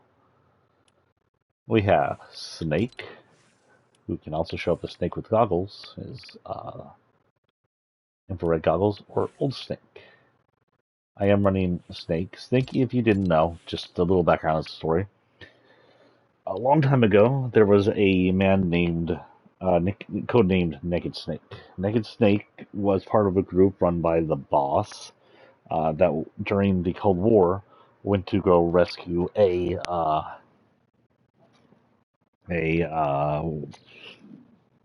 do you say, a defector from the Russian army who was creating mechanized weapons like walking mechs and whatnot, and created a rolling one for them while he was in there. But it was also working on the Metal Gear series or something like that. It's been a while since I played Metal Gear Solid 3 from the PS2. Really haven't touched it since then. I think I touched it a little into the PS3 era because its online was still available. Snake, uh, Naked Snake, was betrayed by the boss, who ended up joining the villainous group and severely injured. He went back in after his injury and became a kind of covert mission spy to take down the boss, her group, and the Russian people run by Volgan. After that, a little disillusioned by war and stuff, after killing his boss, he took the moniker of Big Boss, and was very famous for an eye patch since he lost his eye in that mission. During several missions between that and the first Metal Gear, he began working sort of as a mercenary group. He wasn't quite the terrorist group or anything, but he's like a mercenary group that it wasn't exactly good, but didn't work against the good and didn't work for the bad. Kind of his own thing. Wanted to create his own soldier group for soldiers who wanted out of the governmental military version of everything to work on their own. There's maybe some disillusion there because, of course, what happens later doesn't really quite work. They become involved with the La La La Lo, the Patriots, some AI BS that goes on. A whole bunch of stuff goes on in the games. By Metal Gear Solid 5, he's toying around with creating copies of himself in efforts to create super soldiers. Spoiler alert, if you haven't played Metal Gear Solid 5, that is the game in between all of these prequels and the original Metal Gear. He's toying around with copies of himself, cloning himself, or creating himself in a different way. The Snake you play as Big Boss in Metal Gear Solid 5 is actually a copy of himself crafted off an injured person or something. I don't think is a full-on clone, but it's a person who believes he's Big Boss or is at least pretending to be Big Boss. I don't know. I didn't play 5. I just like read the story, and at the end you're introduced to real Big Boss when he comes in to see how all the work is going. Um, by Metal Gear Solid 1, he's cloned himself several clones. One of them becomes the main character, Solid Snake. Solid Snake has no idea he's a clone. He's just a soldier working for a military. He's sent in to find and fight a faction of terrorists that are running a Metal Gear, but finds out Big Boss is behind everything and ends up having to fight and take out him and some of what used to be his cohorts. By Metal Gear Solid 1, he is his own solo mercenary who is semi-retired. In Metal Gear Solid 1, he's brought back in because some of the group that was loyal to Big Boss is now working as a terrorist group with two apparent caveats: a virus named as Foxhound that might be killing people, and a walking nuclear tank named Metal Gear. He goes into some snowy island somewhere. I'm not sure exactly where it's supposed to take place. Yeah, where Shadow Moses is. But he gets in, he takes out part of what used to be a defective like Foxhound group, which includes a lot of Big Boss's allies, Ocelot, and a second Snake clone, Liquid. It is here that Solid Snake finds out he and Liquid Snake, his brother, are both clones of Big Boss. Uh, I can't remember. One was like I think Liquid Snake believed he was the inferior clone and Solid Snake was the better clone, but it was like vice versa or something. Though honestly, Solid Snake looks exactly like his dad. I don't know how that exactly works. I think that just may have been like Liquid's own insecurities popping up. Um, in the end, he actually Foxdie, the virus, kills uh, Liquid Snake, and he disarms literally Ocelot and kills all the other bad guys. In Metal Gear Solid 2, this Snake comes back working as his own kind of mercenary terrorist group, working against the anti Metal Gear people. He sneaks into a military ship, which may have been U.S. military. It's unclear. In an effort to track down and destroy a Metal Gear Ray, which they believe is his next biggest threat. He works alongside Ocelot, a character he met in the first Metal Gear Solid. But the ship is sunk and the Metal Gear is stolen by a surviving Ocelot, who seems to have grafted Liquid's arm onto his lost arm. That seems to have infected Ocelot with nanomachines, which everybody in this world who are soldiers are infected with anyway. And the nanomachines from Liquid seem to be playing with Ocelot's insecurities and unstable mind and makes him believe he's becoming Liquid or is the conscience of Liquid. It's honestly just Ocelot being crazy.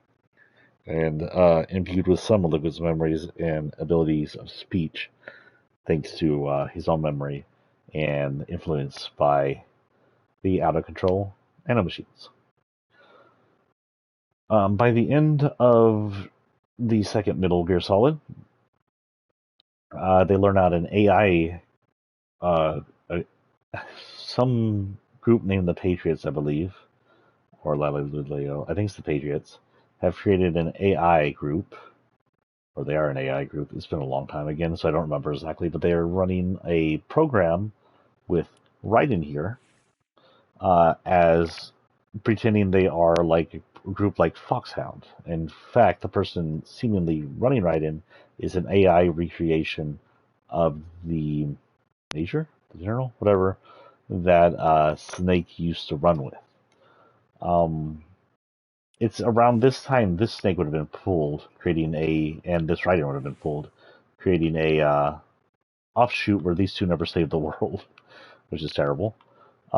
Considering that the AI run a massive Metal Gear ship into New York, destroying a bunch of it. And I do believe possibly knocking down the Twin Towers, which may have led to the almost complete censorship of the in-game there.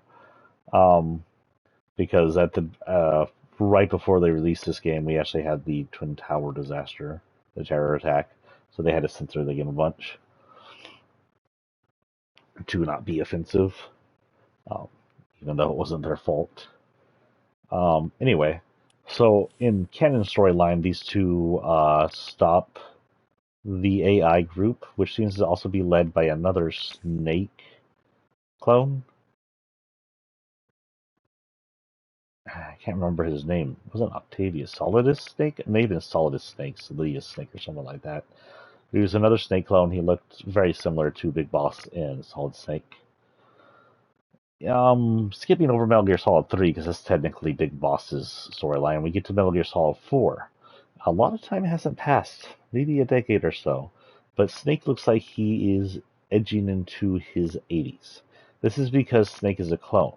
They either on purpose or by chance of the cloning process, Snake is rapid aging. Some people say it might be due to the Fox die, or in the nano machines affecting him, but no one's entirely sure. We just know that Snake looks ancient.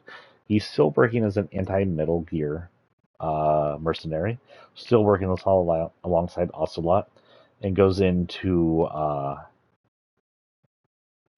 fight like a Metal Gear PMC issue in the Middle East. Raiden returns, but Raiden is a cyborg ninja. Like most of them is robot with very little human left in him, and he's actually way cool. He made me one of my favorite Metal Gear characters as that form. It's kind of gross too. Unfortunately, they didn't release that form of him in Fortnite yet, but hopefully they will. Also, I will note that they did bad on both of these boys' buns here. And Raiden's might be similar. I think his is a little big, but uh, Snake usually has some cake. He even has cake in Smash Brothers. Why did Fortnite remove cake from some of the characters? Just gotta ask that. With that, we will go over to here real quick and go through these. And just read the description. So this is a glorious gift blade, not much here. Um, green or white gold wrapping. What do you think's in here? Obviously, is a sword. The white gold wrapping would probably indicate that this is a society present. Who knows? Squawk sack belongs to a bird. It's a pretty bird bag. Nothing really special here. Super cool looking. I use kind of backpack. I like the eyes wiggle, wiggle, wiggle, wiggle. The legs. Society emblem ranker. This is literally just a society symbol. We have the Galactic Power Pack. This belongs to Lynx, I believe. Ow, felt like something bit my feet, but nothing bit my feet. Like things are eating me, but there's nothing there. It's weird. Um, it says positively charged. A power pack might indicate this is some kind of pack that powers some kind of tech. It's not entirely sure. The pieces off the side are free floating and possibly held by Field. Maybe it's some kind of hover field, a hover thing. We don't know. Flambago, again, it's just Flamingo's bag. We have Duck Duffel, mostly birdseed. Okay, it's all birdseed. And full of shrimp. Do flamingos eat a lot of shrimp? This is Dreamsy handbag, which would indicate that the chill vibes person actually might be the mask lady from the Colombo season, because this is very similar to her chest. Doesn't mean it is her. They don't look entirely similar, but I could see them being the same person. This is just from the racing thing. This is the snowboard for our uh, Switch lady. I know her name. Uh, anyway, Summit's Idol, I guess is what we're going to call her for right now. Evie. Her name's Evie. Wick's Katana is a new one for an old skin. We have John Wick, but John Wick had 2 extra forms added this season, including both of them without the finger he lost in the third movie. Um, this is his katana that he uses in the last movie, or the third. No, the last movie, I think. This is TMT Pizza. Is the. Can I help you, G?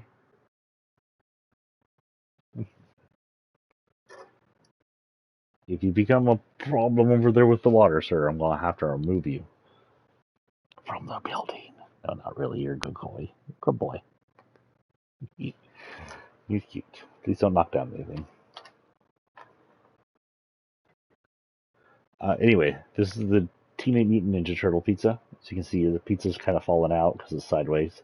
It's been stabbed by ninja stars, which are often actually Foot Clan references or things. And Sai. Excuse me. I am so burpy today. This is the Serpentine pack from the Serpent guy, I believe, the Poison Prince. It seems to be some kind of tech pack, but is basically snake themed. I don't know much about it. This is Super Shredder's Cape. It's Shredder's Cape seemingly imbued with kinetic power. As we know, kinetic power and the dark power can infect items as much as they can affect cloth and people and areas for that matter. Very spreadable. Submarine Safe belongs to our Midas Leviathan. Um, Not much there. It shows some gold liquid. Don't know what that has anything to do with it. But as you saw, he is leaking gold, so this could be something that powers his robot suit. Society Shield belongs to our Fencer Lady. Not much there. Regular Shredder Cape. This is what happens before and after infusion. Radicat belongs to Hope. This is an old friend from a former life, and I'm not entirely sure what that means. Perform battle damage from any fights alongside the clan. Okay. This might indicate that she owned a cat, or maybe she was friends with a cat demon, a cat creature, or maybe this is a stuffed animal she once had. Who knows? Graph Psi, it's pretty self-explanatory. Nana Compass is just a actual working campus with Peely on it. Mikey's Borden Chucks is self-explanatory. There's a Peely sticker on it, which is cute. Llamaphonic Blaster belongs to our Llama Lady. It's all the styles. Leo's Saya, aka kind of like a Japanese sword that's not quite katana. I think Saya's Japanese. Is Saya Japanese or Chinese? You don't know. I thought you were smart. This belongs to Jonesy. It's mostly the weapons case you see everywhere. It's one here on the back. Krang is an extraterrestrial or interdimensional warlord. Like it says down there, alien warlord for Dimension X with a desire to rule. They're usually a brain species, which looks like they should be extremely easy to beat since they're basically us without the meat suit and bones protecting it. But they're extremely hardy, extremely evil, and it looks like he's been munching on the ooze. As you can see, the ooze usually makes you green glowy, and it's green, so not the purple that Shredder currently is. Hollow Point Wings will belong to the Lux Lady. She had something less lavish than this in her old form. I believe this one belongs to the Explorer Lady. He's all ears, lights a feather faster than, well, you know. Future Sound Spinner belongs to our new kind of sound looking guy. Rewrite reality with a righteous beat, indicating, it does kind of look like 0 point power in there. He may have some kind of reality power. Frieza's pod is literally the pod Frieza rides in everywhere. I don't know why it's so small. Eternal Longhorn would belong to our cowboy lady. Oh, funny thing about our cowboy lady, she's most famous for having bouncy boobs, and they told, 1 hour they allowed boob physics into the game from back in the day. That's where you might know her from, by the way. But this likely just stores her spiritual power, it looks like. Curse Protector, gilded in gold. Donatello's staff is self-explanatory. Clawbox belongs to... I don't think this belongs to our Tiger Boy. Doesn't have, different things. There's a weird concern he does. Cell's Shell, this is one of Cell's original forms. Kind of a locust-looking thing. In the anime, the Cell that came back from the timeline where he killed Trunks in Trunks' machine had to go back into Egg and then this form in an effort to make it back in time so he could eat the androids that were destroyed by Trunks in that timeline. Thanks to time travel, there's a whole bunch of timeline issues. Carbon fiber holsters belong to our Diamond Dude. Ruby Relic has Ruby and Stygian Relic. Not much to say there. It seems to be a jewel that might be imbuing her power. That's what makes me think his power might come from the jewel in his necklace. Pinata Brian is Brian, but in pinata form. We don't know if this is a live Pinata Brian, like the llama's supposed to be alive or not. It does say permission to take fast, tiny bites of my own tail, sir. This is just different episodes of Family Guy in sort of GIF form. That's the bird is the word. This is the fight with the chicken. Getting to see they show blood. Suddenly have to turn to the ready game. Peter Copper.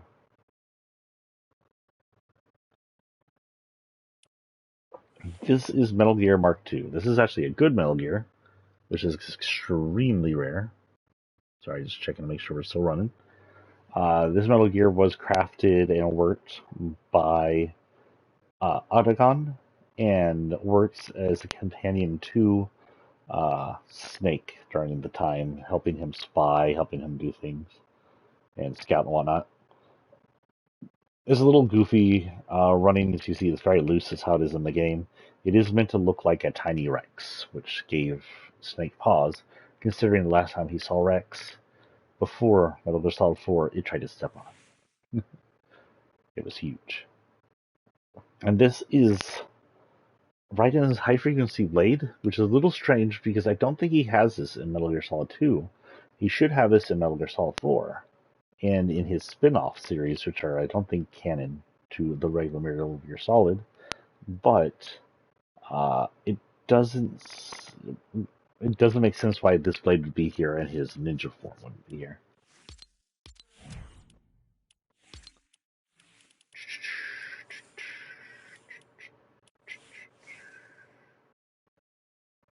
March 8 until that's finished. Wix Katana, we already explained that. The takedown is sort of a weird knifey pickaxe. So you see a knife and blade at the front of it.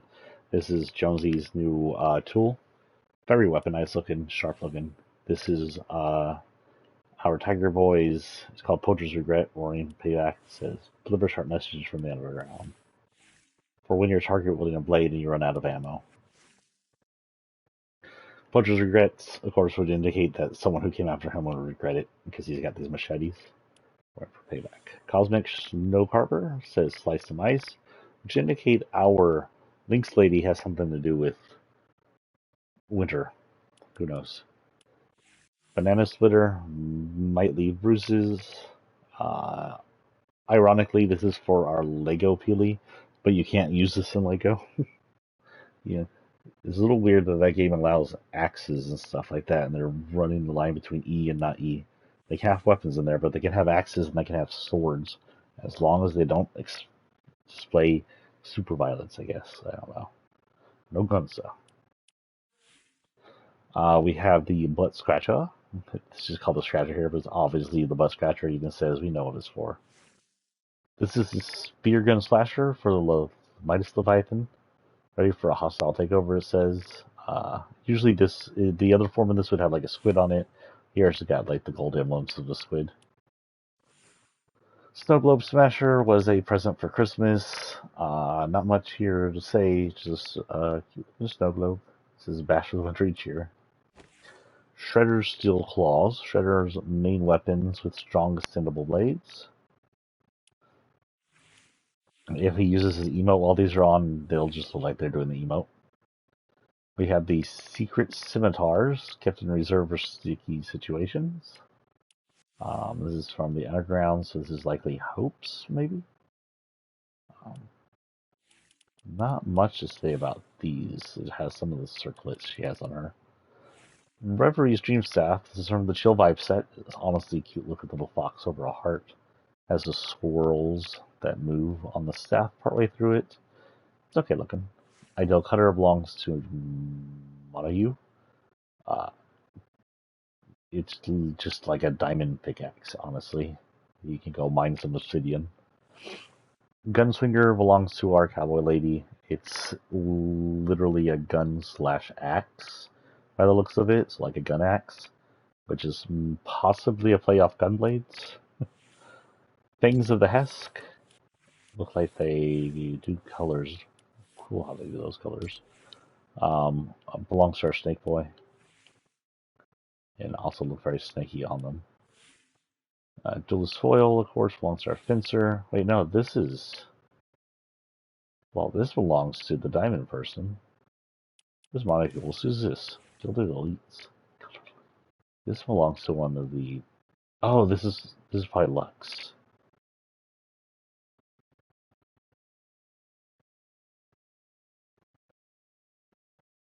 We have Fish Boy, we have Lux, and we have Cowgirl. This has to be Lux's then.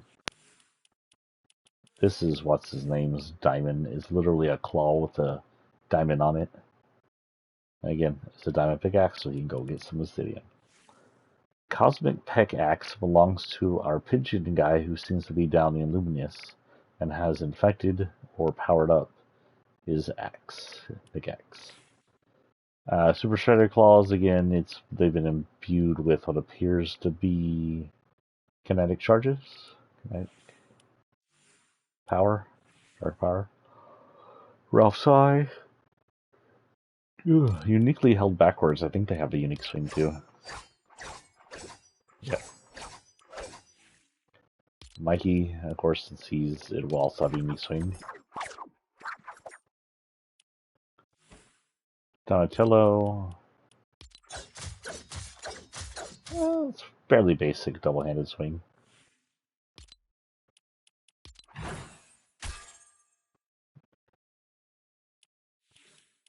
But this belongs to our Llama-Horn lady. This belongs to our Ruby lady. As you see, is Ember Pick. Light them up. Let's say everything eliminated. This belongs to our Speaker Dude. Break the beat, make your own. Donnie's Bow Staff. Stun Knife is from Metal Gear Solid. The idea of Metal Gear Solid is sometimes you could choose to stun your enemies, and you could do a peaceful route doing that. I think you'd stun every enemy, though sometimes in cutscenes the bad guys would still take it alive. High Frequency Relayed from Ninja Raiden. Still waiting for cool Ninja Raiden to come in. We have gliders. Let's see where this belongs to. Gliders should be a lot shorter. The list.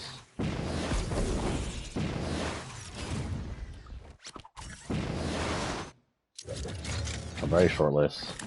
The first one is the Rebel Umbrella. It is for the underground, but by the looks of it, with the green and it being a super great, it also might indicate the turtles.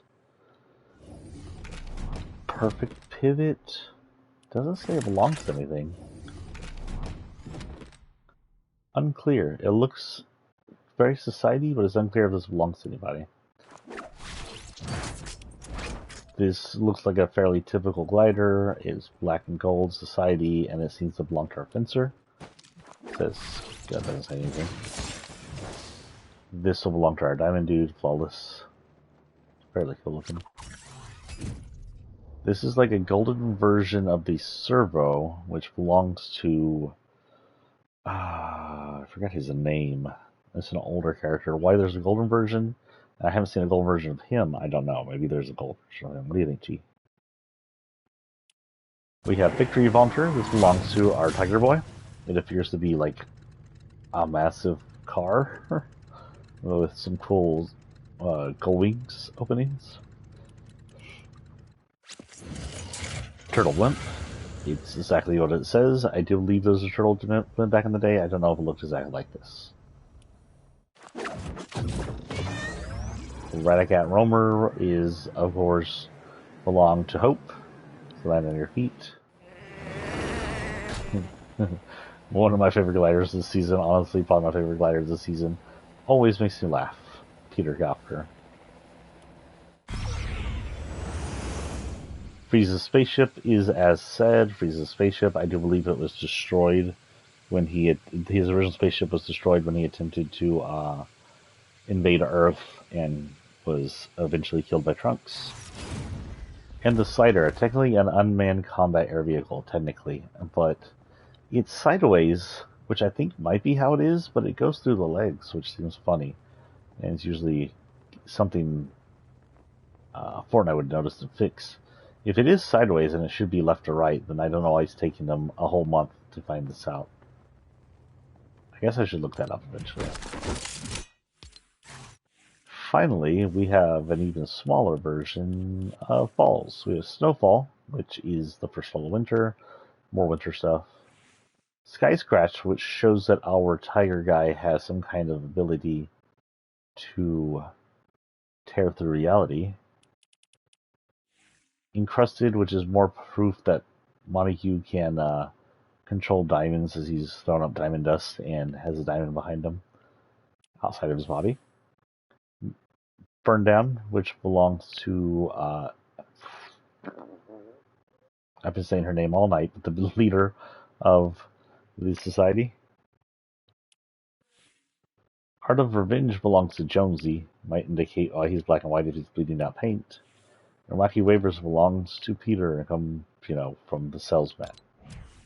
So that's pretty much it. And now we discuss what is going on with the storyline. And the thing is, we don't know. There's been very little move on the storyline up until now. From what we know, Peely was brought to several locations and was interrogated. All that was left behind was a banana. We don't know what the banana is. Is Peely eating bananas? Are they torturing him with bananas? Is the banana part of his body? Is the banana shit? We don't know. We do know that the Peely has been shown with the banana once, and that was when he was being attacked by Grizz in another background picture. And I've always made the joke that Grizz sliced off of a banana, but that's maybe he just likes to eat bananas. I mean, if so, is that cannibalism? Would that be like us eating monkeys? How does that work? We don't know. That is where we are up to until now. We have several matches, missions to do, other than this as well, which I need to finish, as well as this. And we have about an hour of playtime left, and I'd like to finish before we finish.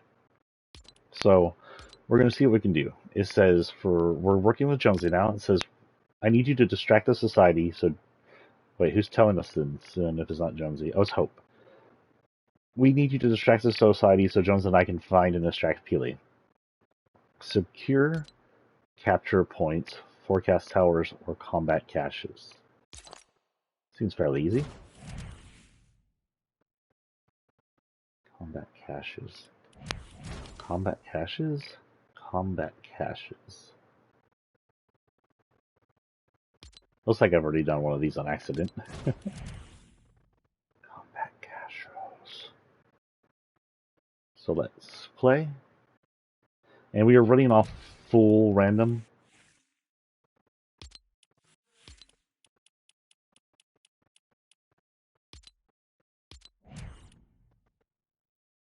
Why does that show a heart?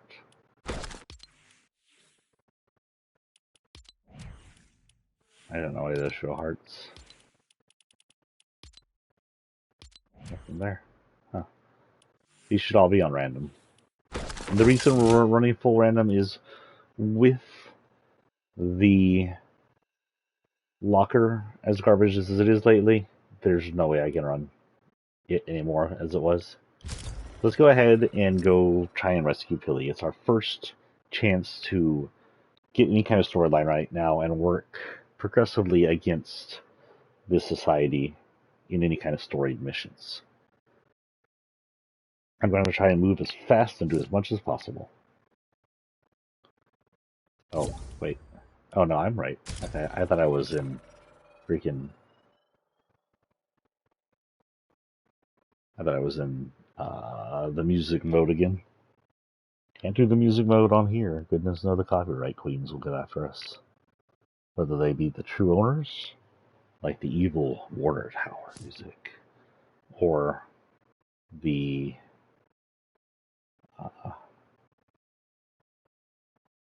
fake ones, like the Koreans that tried to copyright everything that isn't there.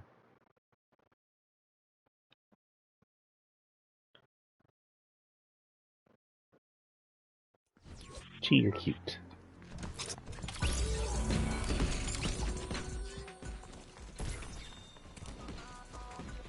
Also, there's something we do need to check on the map. One of the first things we'll need to do. And I don't know, I just kind of picked that randomly. So that means the first thing we need to do is visit the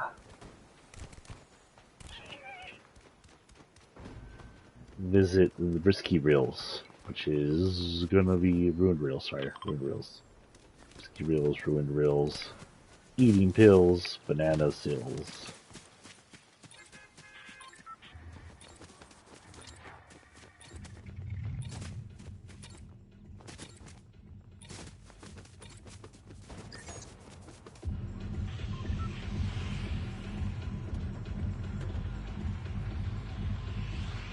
So there should be some kind of indication coming out of here.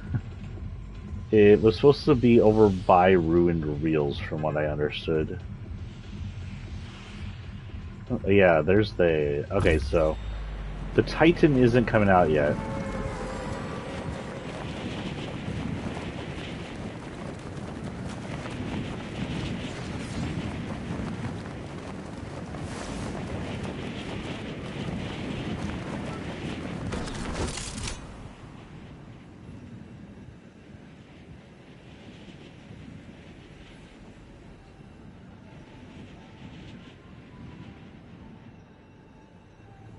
Just grab some weapons and go down there.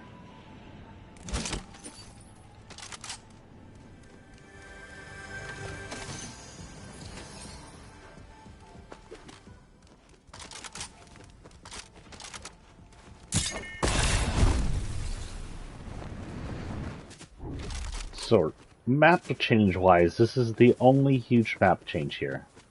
Apparently this may be a Titan breaking out of the ground in our next season.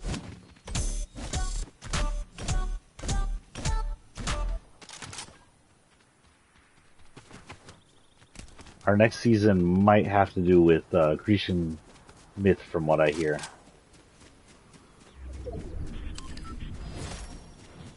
I have a freaking crown on me. I don't even remember having a crown.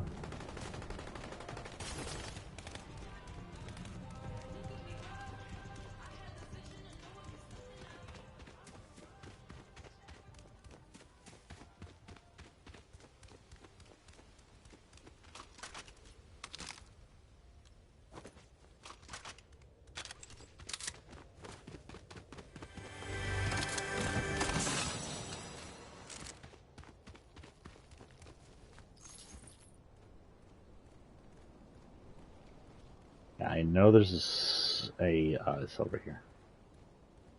Anti...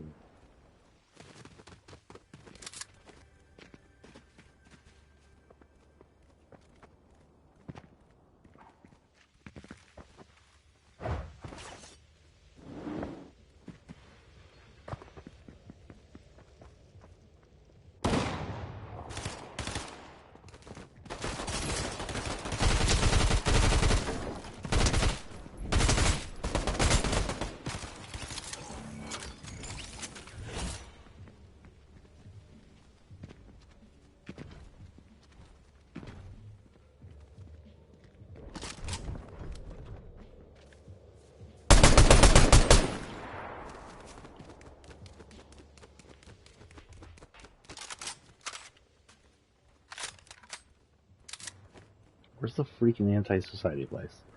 Should be here somewhere.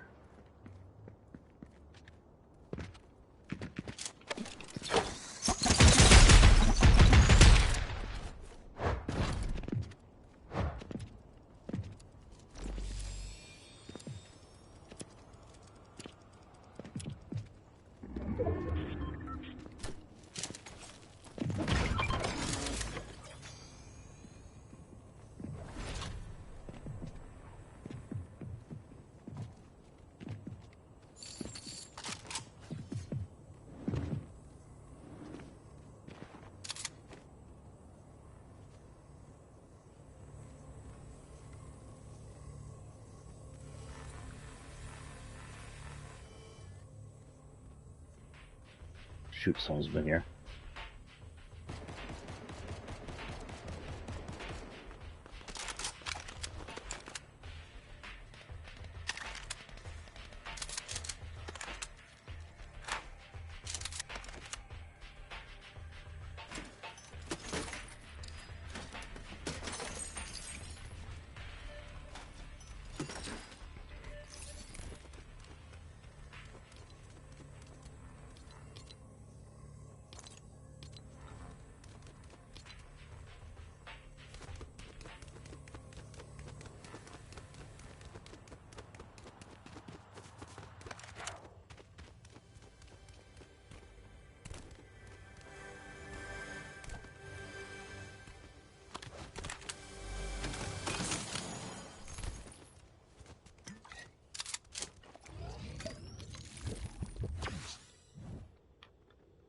Could go out here and hope no one got this one. Oh, that's the underground, isn't it? Could go over here and hope no one cared about this one, actually.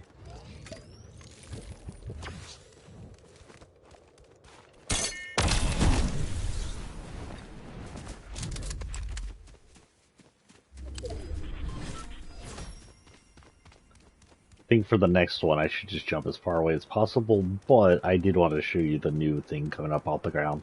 We've been having earthquakes for the last few days. I haven't actually seen any of the earthquakes, or I would have recorded at least a little bit of it. I've been too busy sleeping and working to even play Fortnite the last few days. I may not even make all the purple things I wanted out of here. I need a Healy Boy. There's not a Healy Boy thing here? There we go.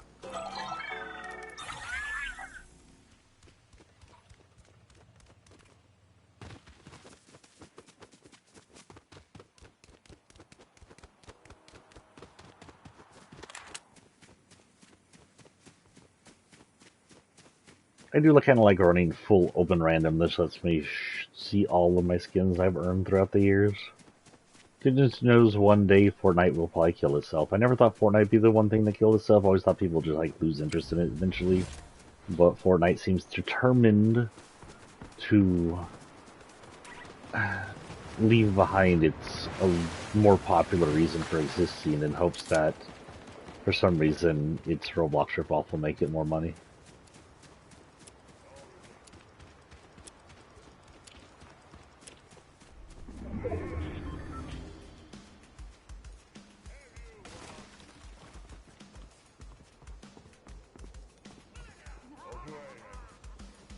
Let's see what that is.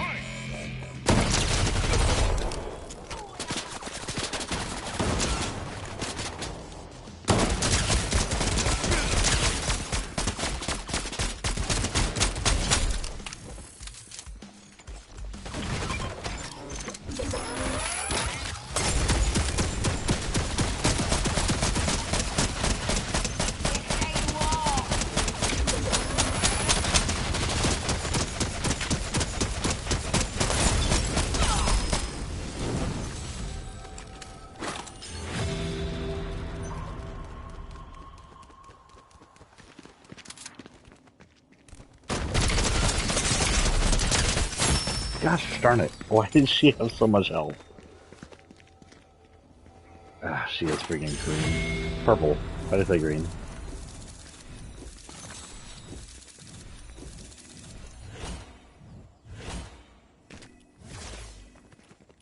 Can I see that over there? Oh, here we go. So we did stage 1 of 4 for the new one. Damage opponents, rare, better weapons. We eliminated 1 Legion tackle enemy and 5 Legion heavy enemies apparently so far. Spin bars in different match, purchase items. It doesn't allow me to select them, so I can't actually see what they said.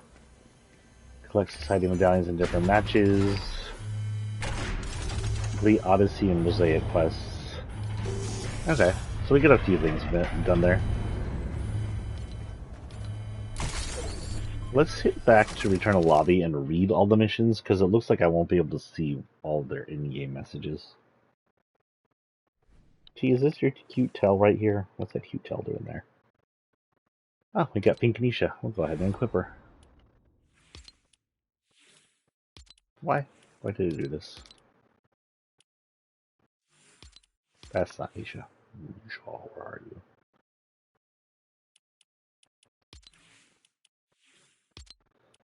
Okay, Pink Nisha. We also got Tactician Mask and...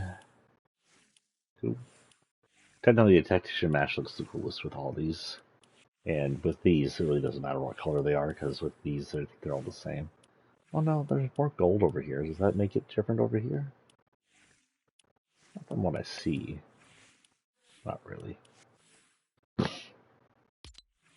Okay. Randomize. Running this Peter. I guess something new over here?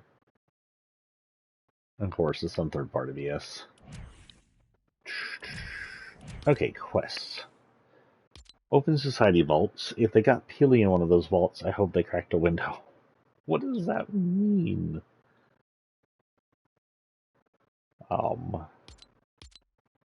Society gets their power from medallions, so let's power up Vengeance Jones. So we need to collect power medallions.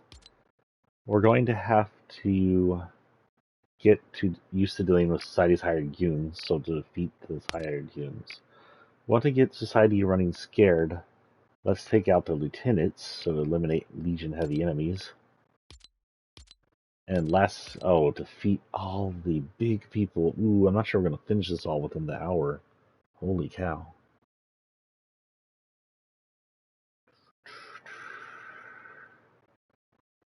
So we need to defeat Oscar. It says, confront the big cat about where the society is keeping Peely. Vengeance Jones. Nisha's better than this. I hope if she knows what they... Okay, sorry, defeat Nisha. Nisha's better than this. I hope if she knows what they've done with Peely, she'll let it slip. Hope thinks Nisha's a better person. Keeping Peely, because he's the one that called it in. We already defeated the main leader, so we won't see what they said about that. I kind of wish they had it down here after finishing it so we could read the end thing. I bet Fancy Montague guy is the one who's got Peely. Let's take him down. And just Jonesy.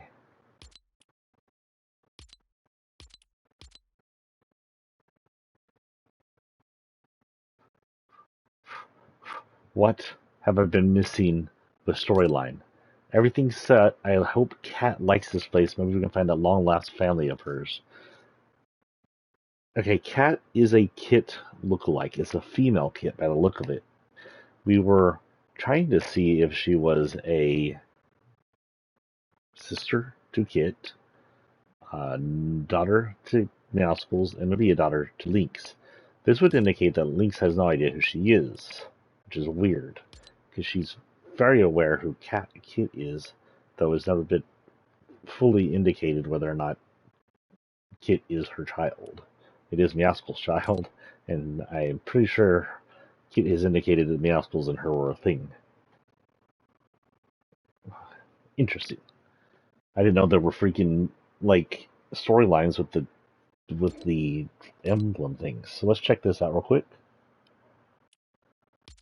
Speak with Odyssey about the mosaic. So Odyssey is a character who's going to be important next season. That showed up as the Titans punch their way through the island.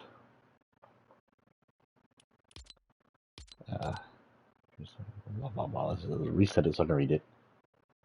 If you are as curious as I am about the mosaic, we should meet. Yourself known as someone of influence alignment, that means spinning bars. The better your reputation, the more I can get to Zinz's Island to share rumors with me. Something is coming. If great change is coming, you'll need to ready yourself for it. Okay. These are all just weak things. Please. Nothing else huge.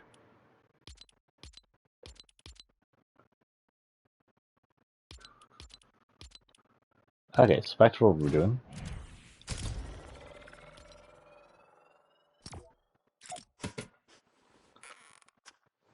I'll go through and reset the emotes to randomize them up once in a while. That's usually what I'm doing. That kind of weirds out Peter's hands, honestly.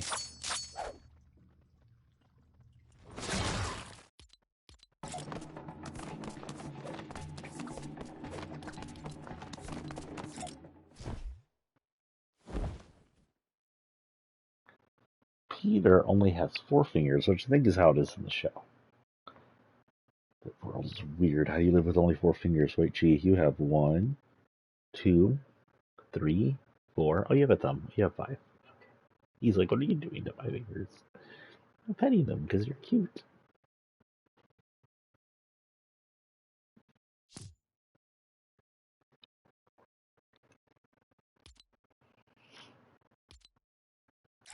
Do I still have only one? Oh, I know I have at least one.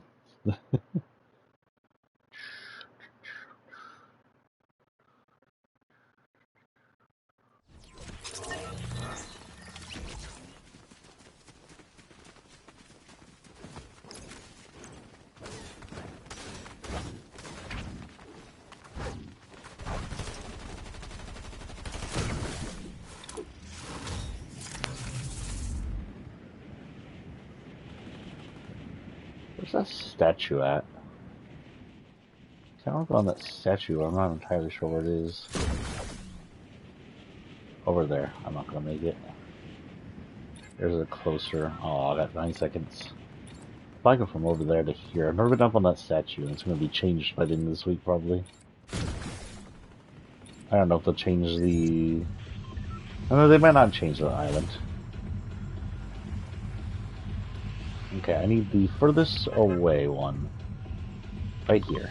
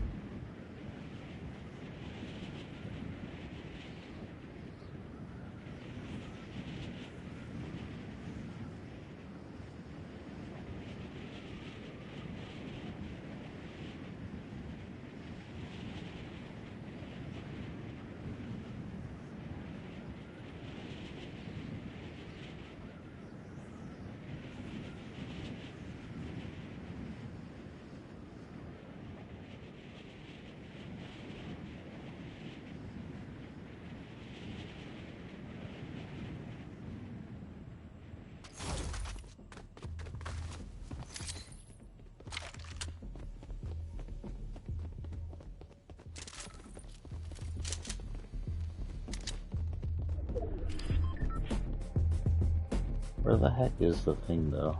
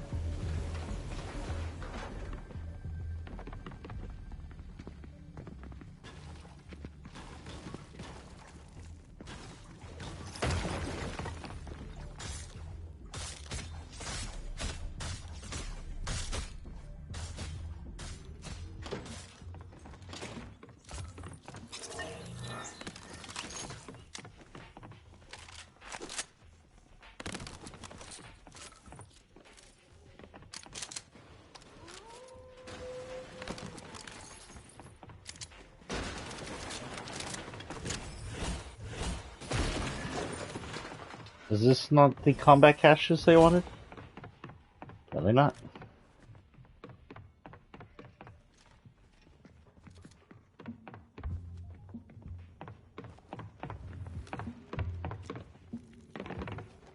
Waiting for someone to come through here.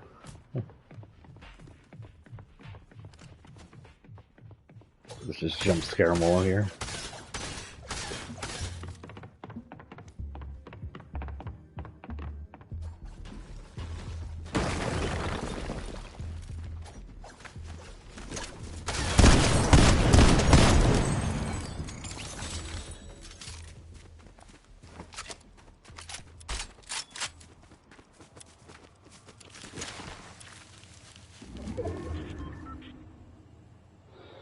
Okay, it wants me to do freaking hell. I guess I'll do the towers. What's the closest tower? Oh yeah, look at this over here. We happen to be near it. So I don't know if I showed this last time I was on here, but we had a couple of people who got stuck they got their car stuck in these trees, which is a pretty impossible feat. So Fortnite had awarded them with like a gravesite area with this car. I thought this was cute. Reminds me of old Fortnite. We'll head towards the center of the island and I'll look around for freaking capture points. I guess I was wrong on whatever combat cache was. Combat cache must be the replacement for balloons.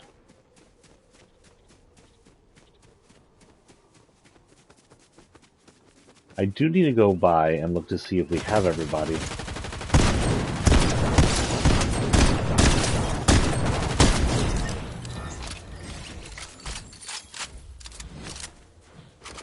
Oh, that's a sniper rifle.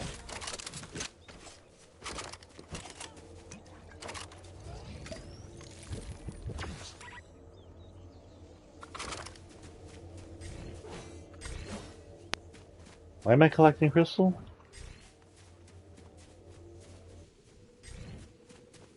Ah.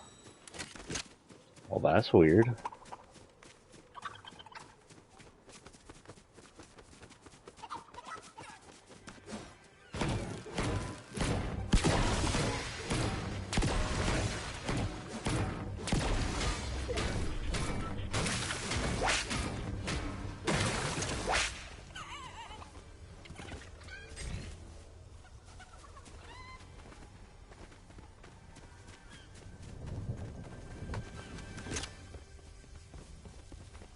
Oh, it's our llama lady.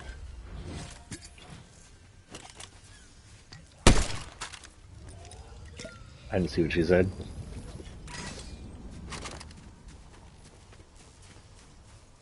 My favorite weapon? I can't just say all of them. I guess you can.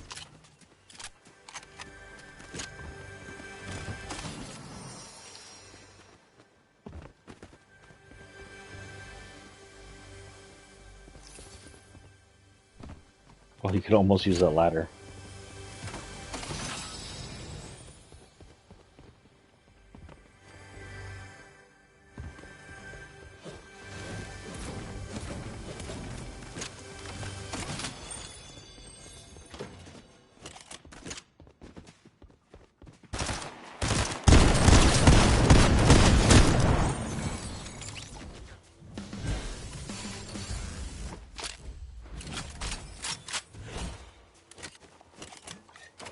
Don't do that, actually.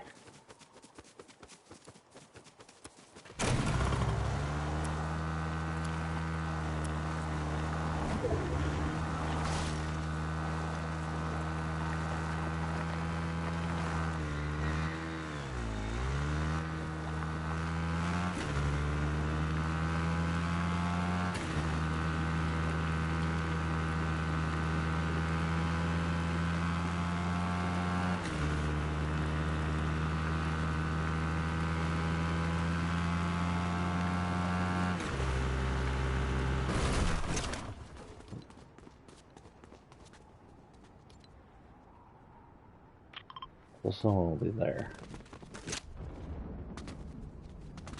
Let's hope this is deep enough to support me. We made it.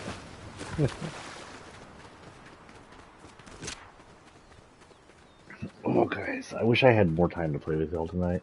That sounds weird. But you know what I meant. I meant to get on at 7. Wish I had more time in general, honestly. The job's a little pain. I'm not sure I'm good at my job that I'm currently in. Trying my hardest, honestly. And hopefully doing well. But at the same time, I'm not very fast at it. I love the idea of sitting down and talking to people and helping them. I love the idea of working on a computer. But the job has some ridiculous qualities that it wants you to have. You need to be at a certain pace, but you're supposed to be quick. But you're supposed to be self-sufficient, so you can't use the support line. But then once you use the support line is literally there to help us, give us support. but we're not supposed to use it. We're supposed to be under a certain amount of using the support line. Support line should almost never be used. Oh, I have something here to do.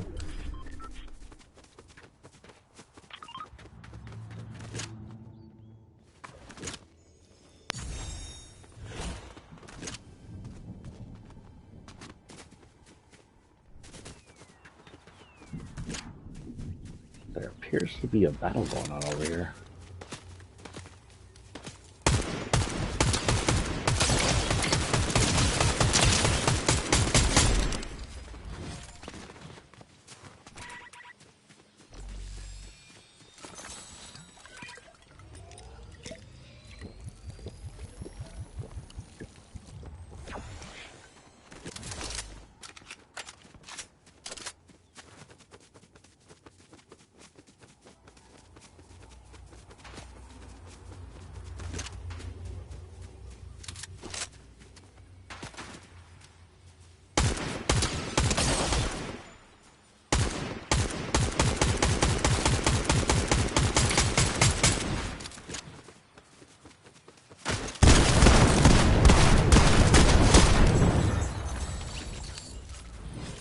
You guys quite done? Because I'll take this with me. No matter.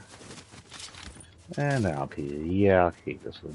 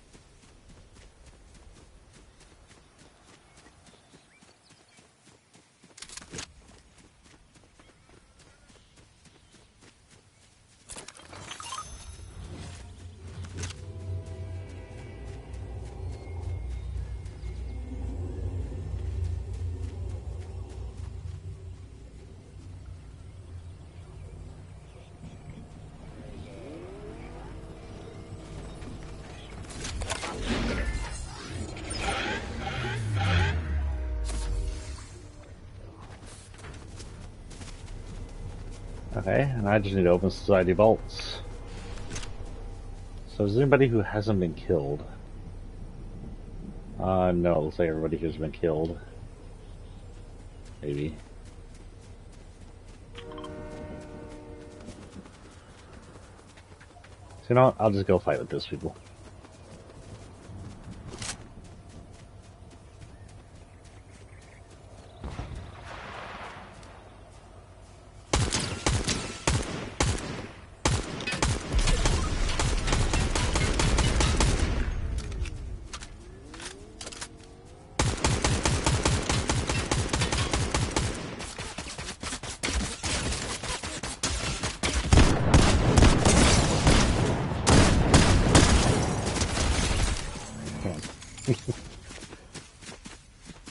I kind of wanted that to happen anyway. Hey, we have 15. We can go unlock another purple.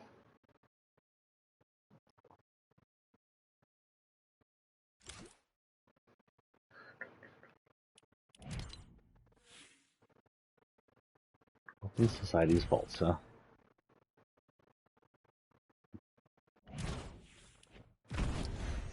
Okay, should we do? We got this lady and this kind of big cat, of course. Figure out which one looks good with him with purple real quick.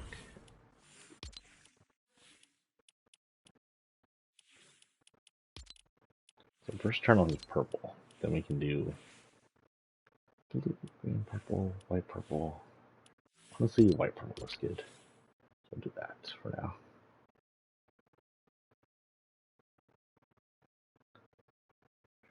Yeah, that was good.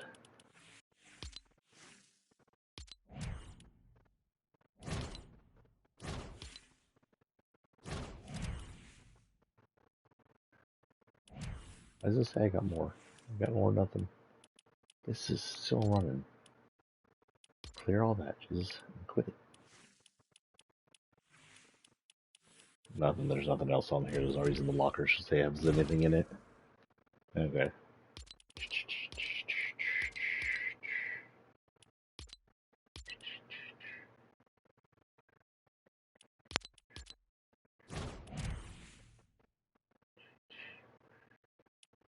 What's my quest again? Oh, yeah. Get inside the vaults. We've been in a few vaults, so hopefully we can do it. We do need to kill a few other of the guys. Let's see who we really need to take down, though. We took down Nisha, Oscar, and Montague.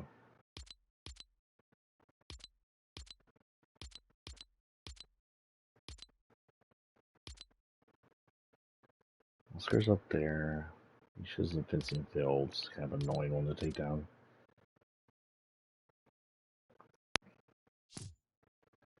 I've taken down Montague a few times, but this is a really popular place to go. Oh, I should do... Oh, it's too late now.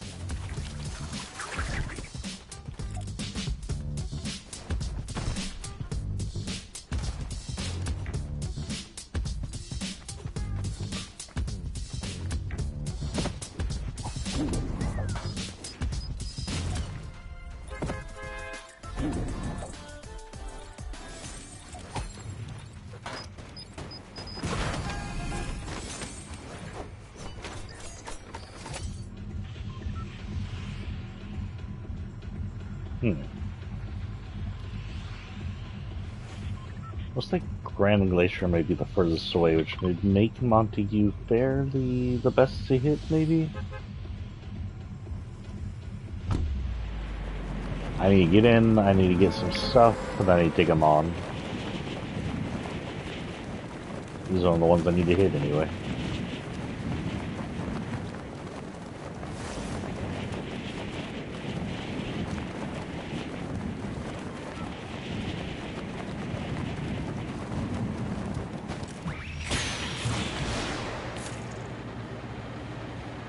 I think I went too low. Also notate that the actual point of where it's pointing to me is way off target. Glacier has been the one thing to change outside that crack coming out. I wouldn't be surprised if I was to see a Titan come out of that. Honestly. Hey, look, we can go get a level up. Well, oh, the plane has wholly fallen into the water now. There's a big map change right there. There was an Ice Titan, right? Ice Titan, Earth Titan, Fire Titan.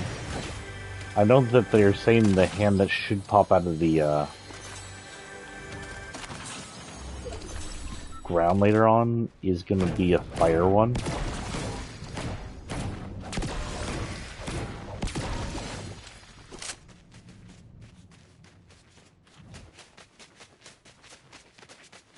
But I would not be surprised to see an Ice Titan pop out of this one. Be cool if we have Titans roaming around or something.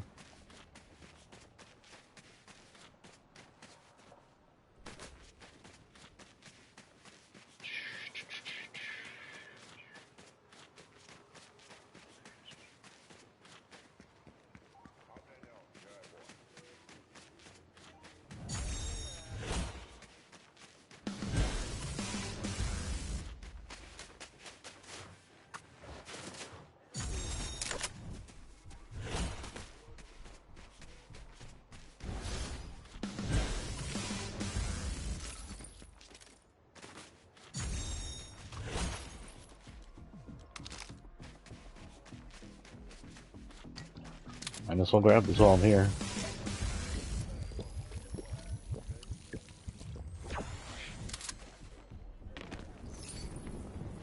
And go wherever this is.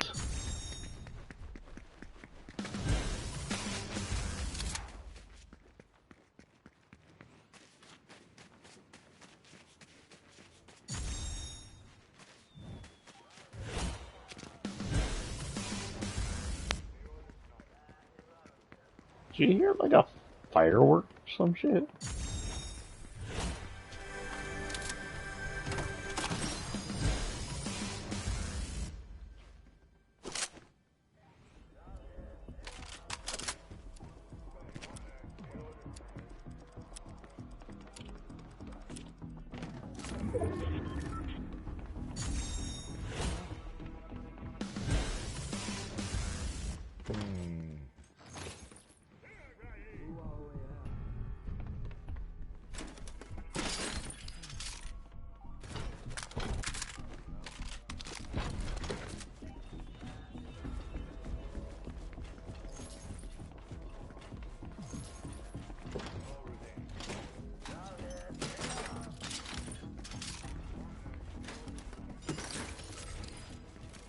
I found a cheat with this unless they fixed it, by the way.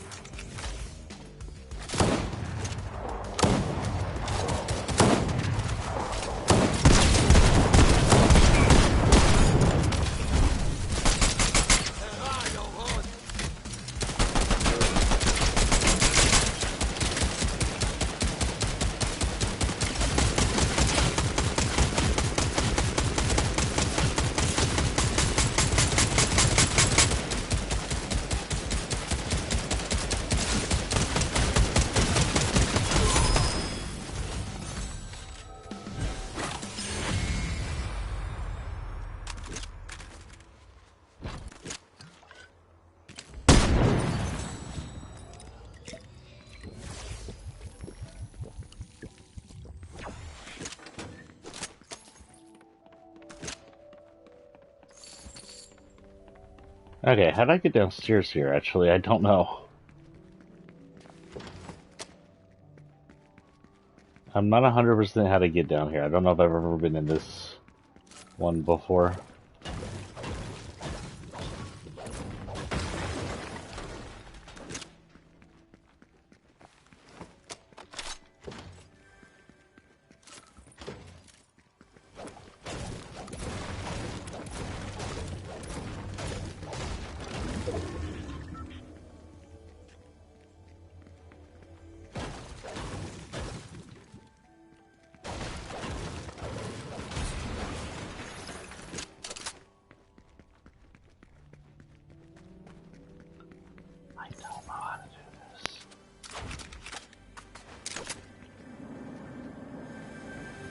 I've never been here either. Where the heck am I? And where the heck is this door?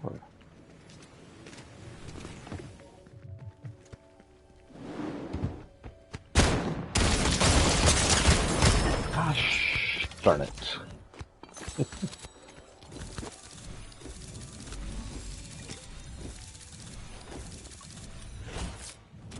Ooh, I got 40 stars out of that.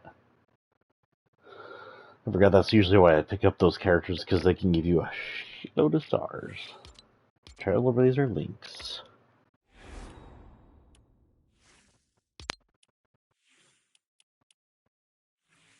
Lynx, where are you? Lynx. Of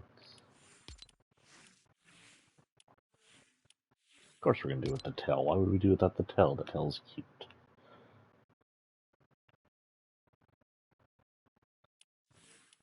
What does it say for her, by the way? True Star Cross Cosmos Skiing, part of the Interstellar Aerial A set.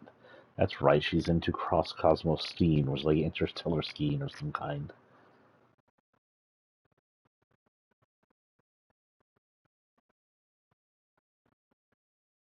Cool. I don't know if that updates anything else of hers, though. Like, is there anything new over here? I don't know if she has a back bling, honestly. I know we just went through the back bling, but I don't know if she has one. I don't think she... Oh yeah, she has this, but that's not changing at all. Yeah, I think that might be done with her, then. Her stuff is gone. Still need to open Society's vault, and I need to take out Oscar and Nisha. Take down the two leads first. We got our pink leader over here. Where are we at in time? 35. We got about 30-ish minutes to go. I may push this to 2, depending on... Yeah, depending on how it goes. I should get to bed by 1, but honestly, sometimes I just don't fall asleep at 2 anyway. So we'll see what happens.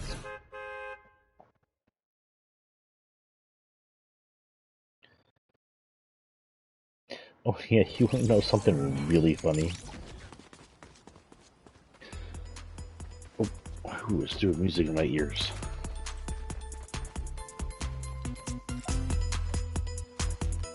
Oh, almost.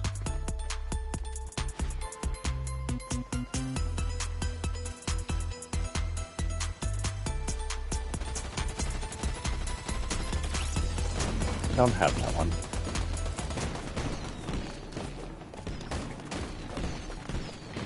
Let's go for Snooty, shall we, guys? I know we already took down Peter, but I need to get onto a vault. I don't know where that vault is, though. I guess I know where Fencing Phil's vault is. I can go in there and get it.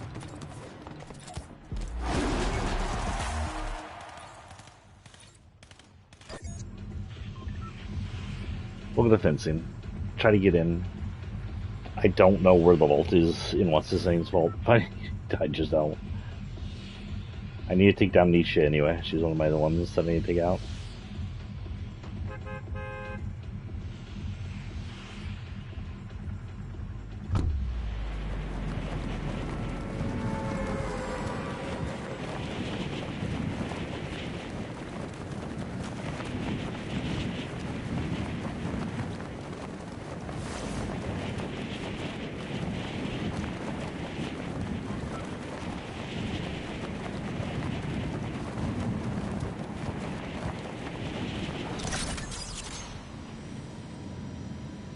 I wonder why we have the non-alien version out.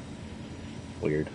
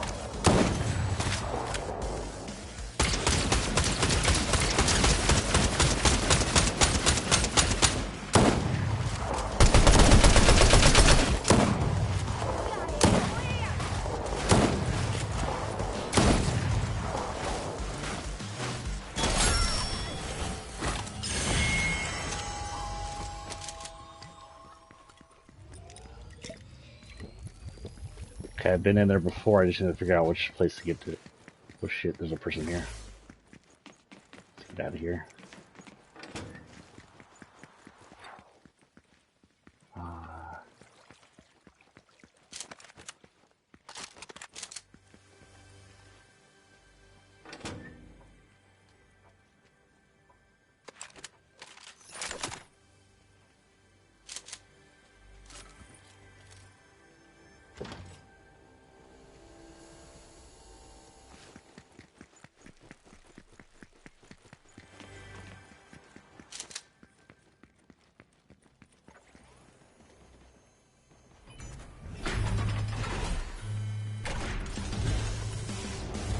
Oh, that's all I need to do is open it. Okay.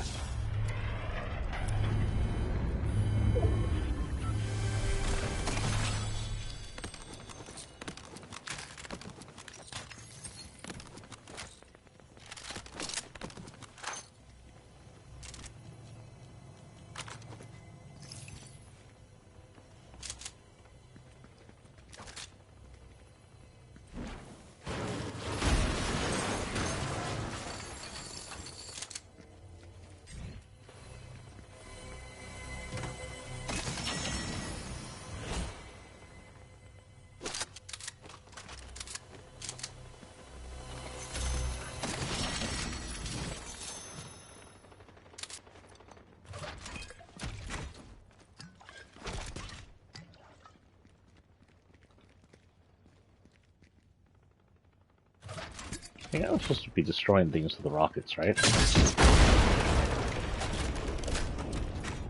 No? Am I wrong? Okay, maybe I'm wrong.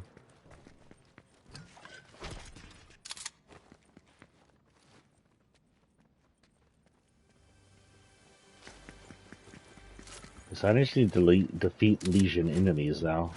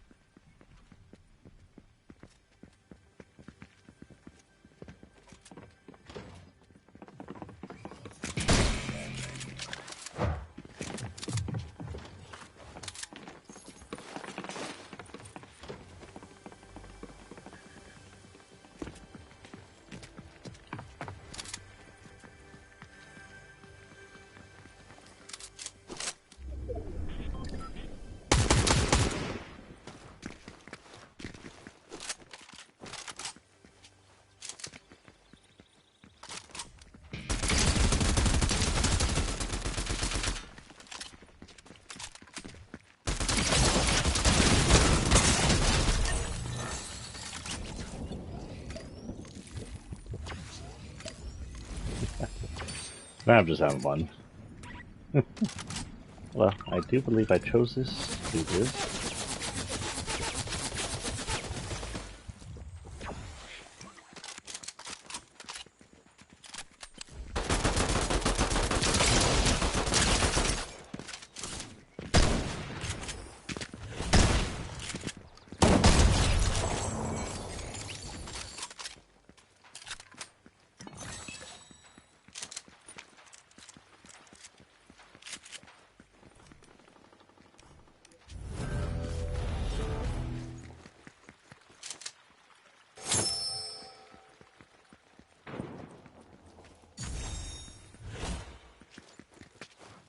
Okay, gathered Peely's location.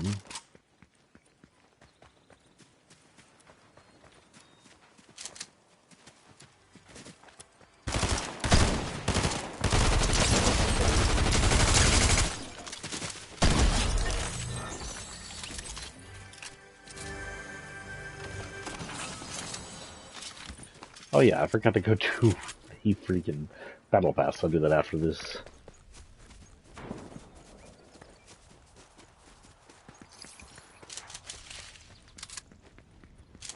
So it looks like story-wise, since we're running down on time here, appears to be that I hear a loop.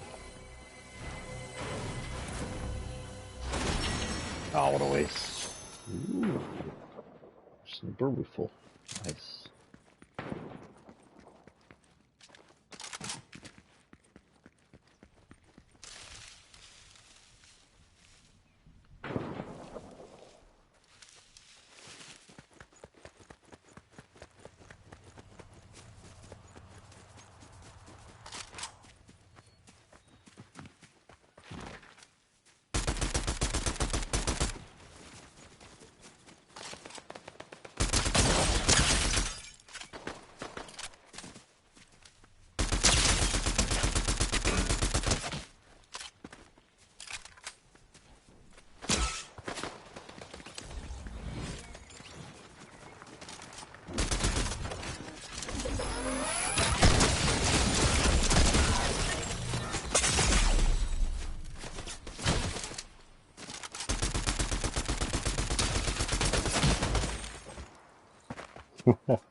Shoot. He's probably like, oh, jackpot, that guy had a lot.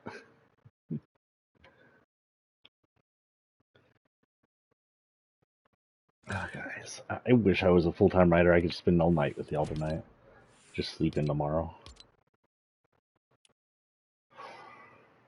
Okay, so it looks like we're pretty much done here. We need to eliminate Legion tactical enemies and defeat Oscar. Here, speak with Odyssey about the Mosaic. Let's go do that real quick, just to get some of this done. And that seems to be the biggest next storyline, though, mission we have. Other than that, I'll work on the rest of these missions. Oh wait, before we do that, let's cancel real quick. Get the battle pass. And get the rest of our rewards. I think this should allow us to open everything else we can do.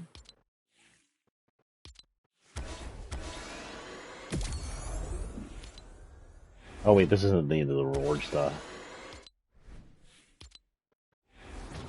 We do have purple. Our next one should be him. Oh, we do not have enough? We do not have enough. Okay.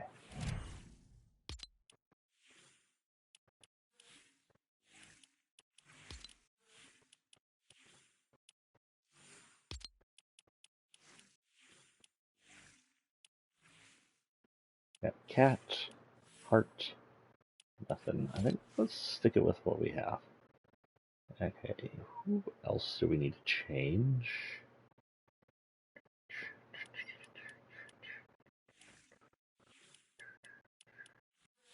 You.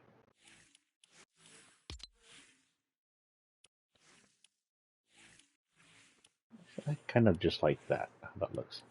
So if we do this versus this, just some different design quests. Let's see, that looks good.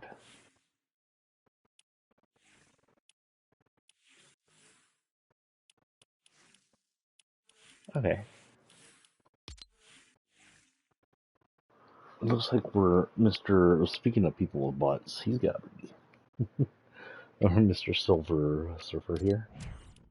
And let's go ahead as Silver Surfer get in and ask what we can from the new character having to do with the Grecian mythology coming up. So it looks like in the story of society, we have absolutely no other really good information in society on why they did what they did, but we are getting back Peely back from them. Now, society may, because Valeria was getting into the whole Pandora's box thing, she may be the one that's pulling over the Titan or Titans. She may be the one pulling up Pandora's box with the Titan. It may be all on her and her society. This may be the end game for them. I can't guarantee that, but it looks like this might be what that is. So we'll hope that's it.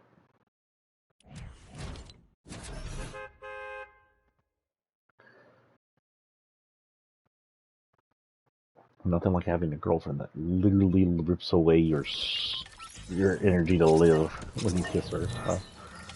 That's exactly what Rogue does.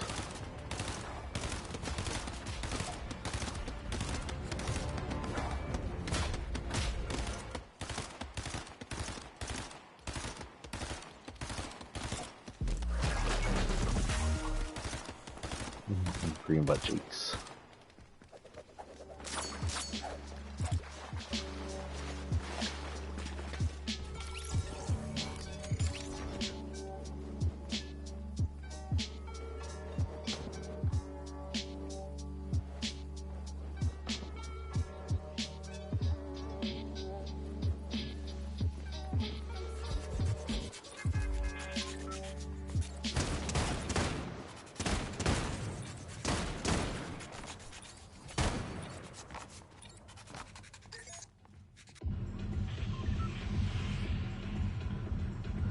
Well, he's dead center inside. What is that? Risky Reels?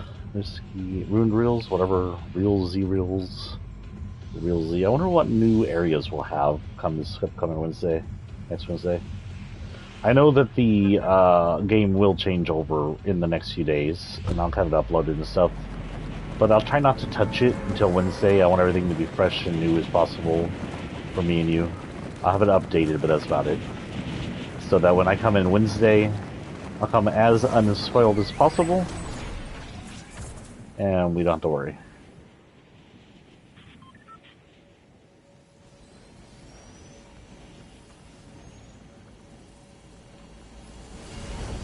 Okay, I might have to do this twice if I killed. I won't let y'all go before I do this. This seems like an important mission.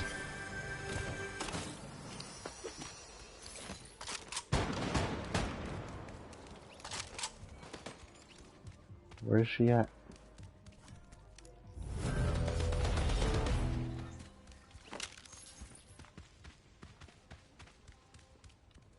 There she is.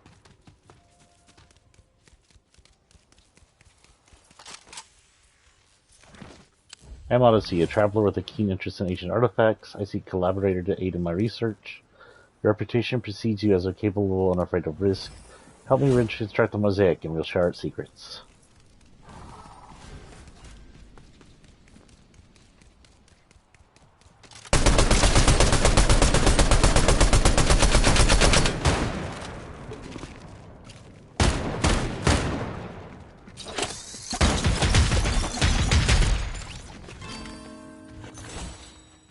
Oh. Oh no, that was poached. Okay, it wasn't.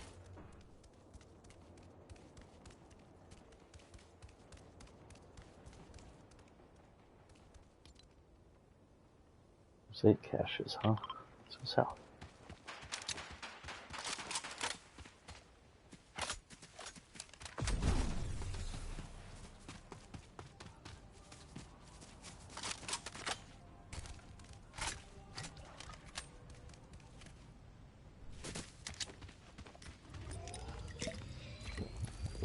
Enjoy the butt. The silver butt. Most butt you'll ever get in this game. It's the closest we'll get to M-rated. I have been seeing that a AI artist who I think follows me as a writer and a streamer has been coming up with concepts on the mature Fortnite themes. I like it. I don't support AI art, but at the end of the day, they call that as the theft it is. I think they just AI art for fun. But I do like the idea of a mature Fortnite. Imagine a Fortnite where you can get oh, what's that guy's name? The guy from like more mature theme characters with more mature themes. Cyberpunk characters, a little more looter outfits, things rated M, blood.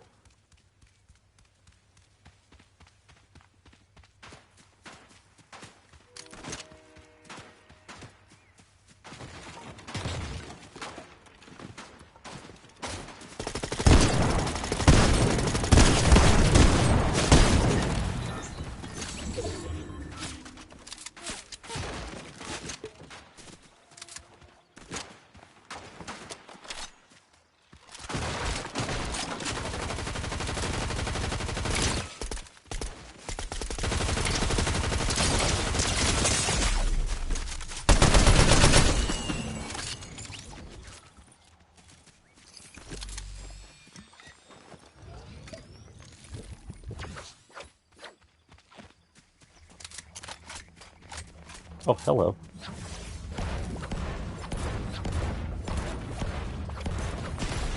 That slurp truck always been there.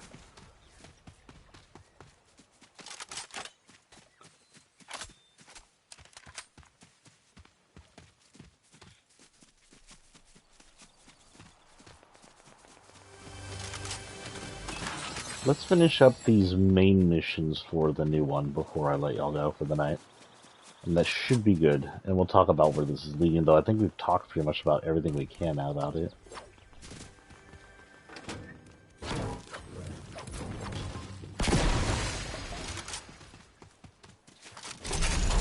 What's our ending level? 168? Not too bad. Too bad it's gonna be 169. No, I'm sorry.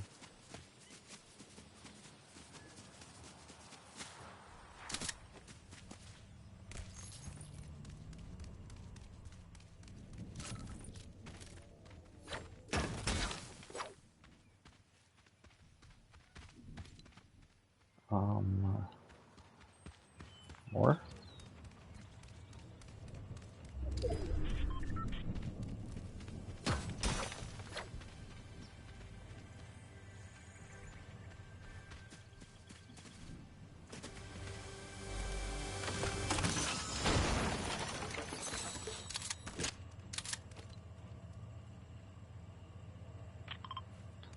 That is way far away. Do I have any wheels around here? It's not 1,000 distance. I don't think they're gonna make that before the storm comes down.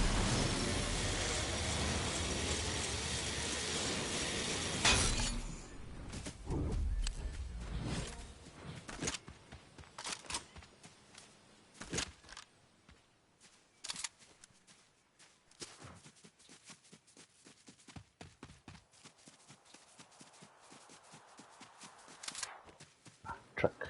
No, not truck. Darn it.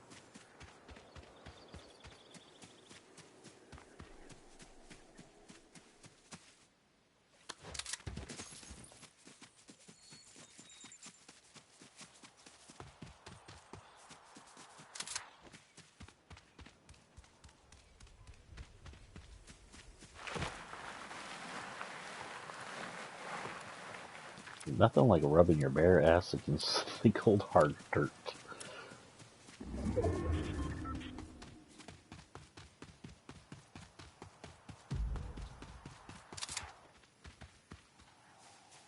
Like, what the heck was that? Y'all heard that?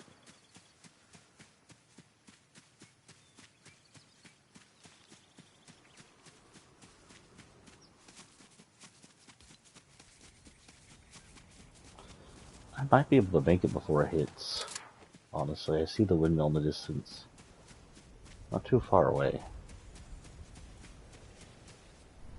I can keep from being hit. Should be good.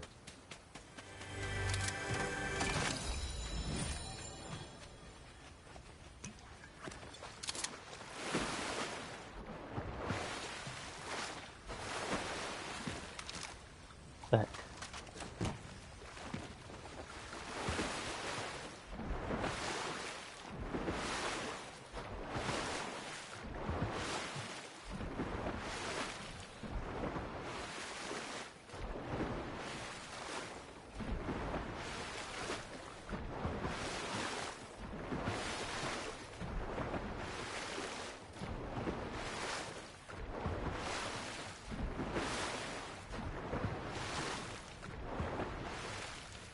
So speaking of werewolves and my novels, do you think... Ah, geez, scared me. Don't sit on my phone, please.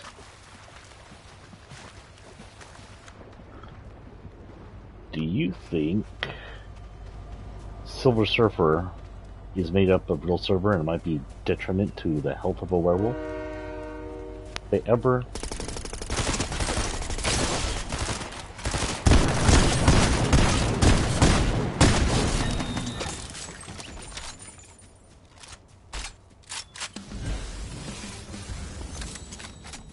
I heard freaking things again, like fireworks. I don't know why I keep hearing fireworks.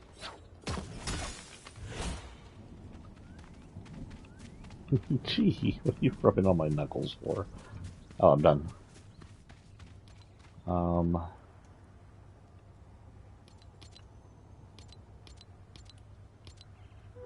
Cemetery, huh? Okay. I already got what I needed from that, didn't I? Technical enemies and Oscars, all I need to do that one. That's fine.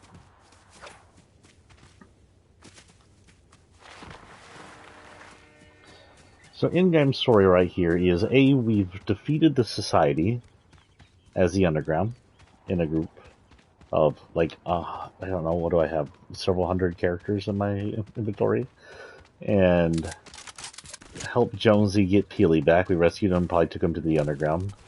The underground might be defeated as of right now, but currently may not be like fully out.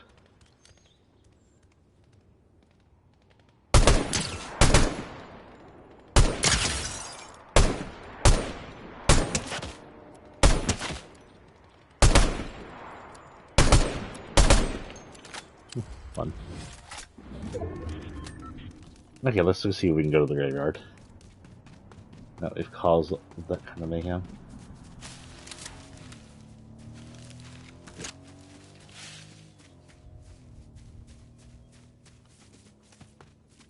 500 into the storm, huh? I don't think I'm going to be able to make it, but we can try. We're not here to win, we're here to storyline. If I die, we'll just come back down and do it. We're at 1 hit a second. That's about to go up as soon as it hits the circle, though. Of course, if you get storm sickness, which I think still exists, you can get a higher hit rate.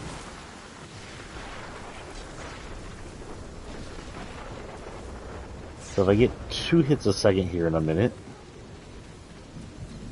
I might want to start healing around, what? 58, 57, around 45? Oh, you know what? It doesn't matter. It goes up as relative, doesn't it?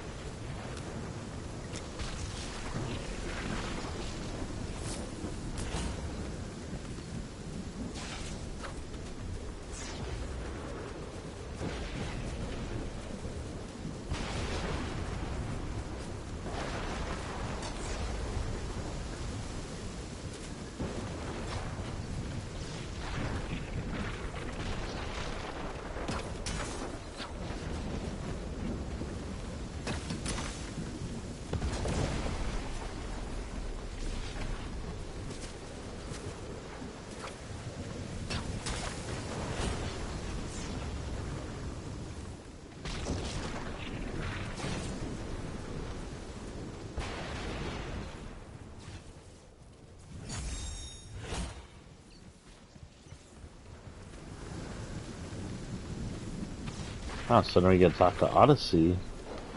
And so we come back, so back to Ruin Reels, I guess. I think I'm gonna make it there now, so let's go ahead and do this. Woo, that didn't hurt.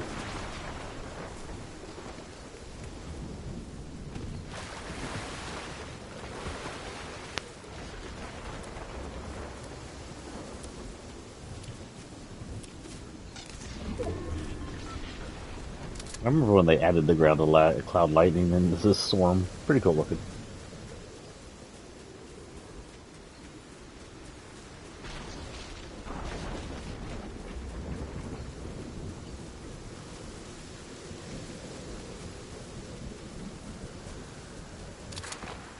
So close, and yet so far.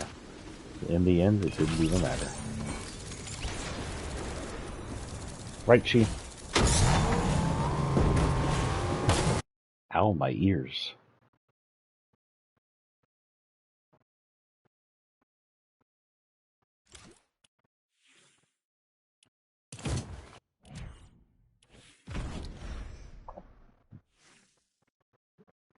So the first one I'll do is him. Because I really think he has the best with all these colors. I'd like to do him next, but he's going to be last, so I'll do her next, probably.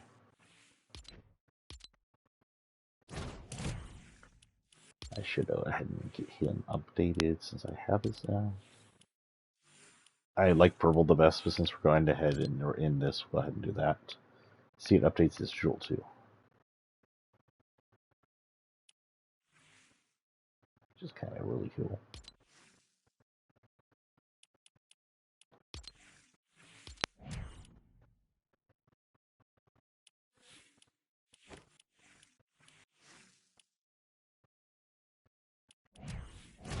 Okay, so now we need to talk to Odyssey.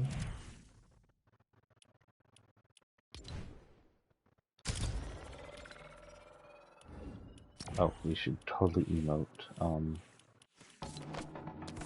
Randomize that out. Do you think they'll have this turned back on next season? Because holy cow, is that annoying.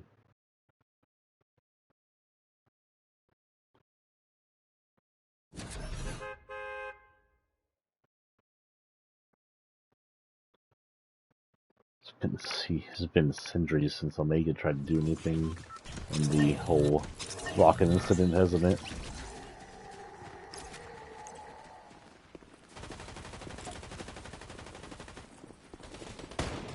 Like our both Christmas attire. It's chilly outside at least here. Get a cold front come through.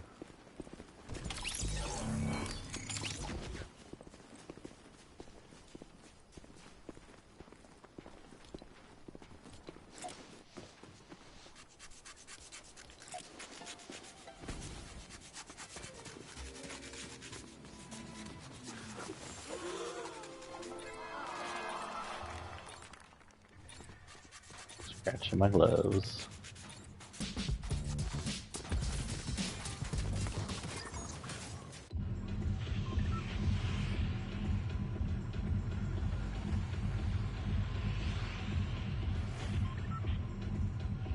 Chi watching the game. Chi is such the most TV watching cat ever.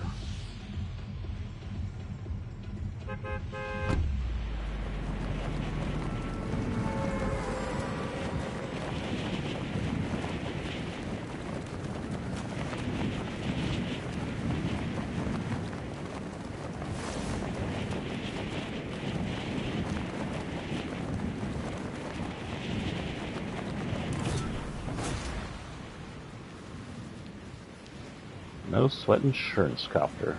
I mean umbrella copter, what the hell?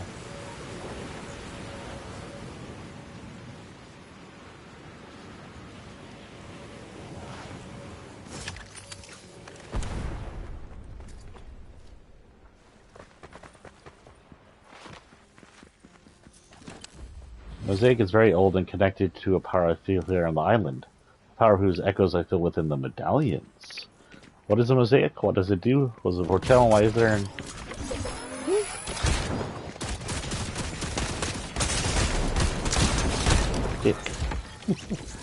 Well, I'm sure she gave us a new mission. Let's see.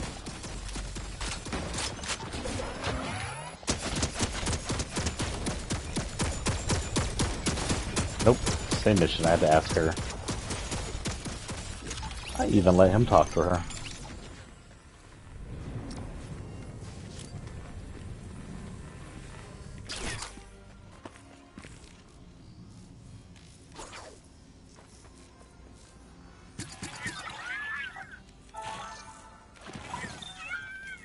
How does he get reborn? Is that the same lady I was talking to? Did she die and come back? Gee, what is going on? Whatever. Oh, look, we're sun. I wonder what happens if we go to Chelsea sun.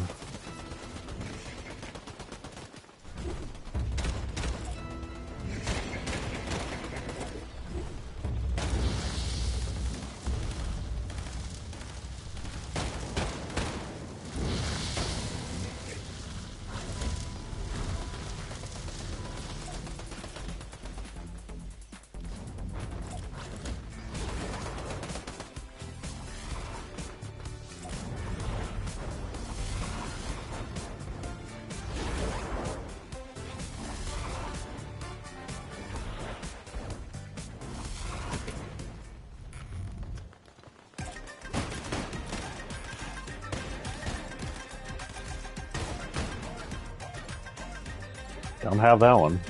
Don't have that one. Don't have that one.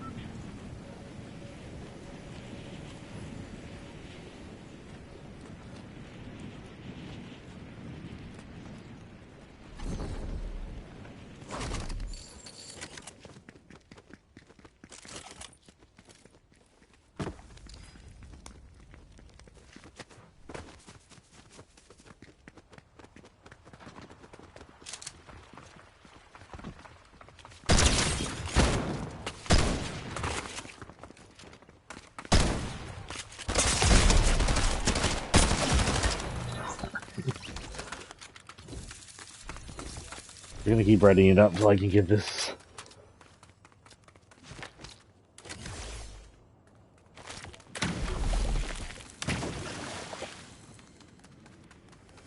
Slow them down. How dare they?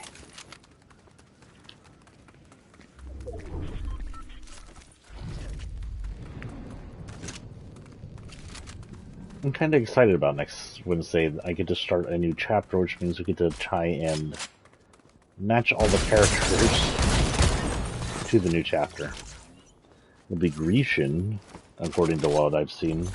It'll be interesting to see. If I had my loadouts available with random loadouts, you know, if Fortnite had decided to fuck that up, I definitely have any Medusas and things listed on my loadouts, but we're not going to do that.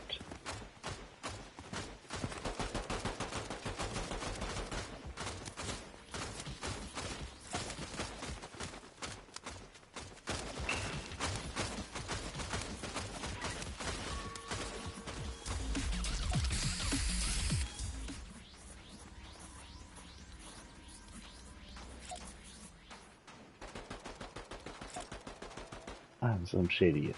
Slim Shady, and the Slim Shady with Slimity Slim Shady. There's not copyright infringement if I fuck it up that bad.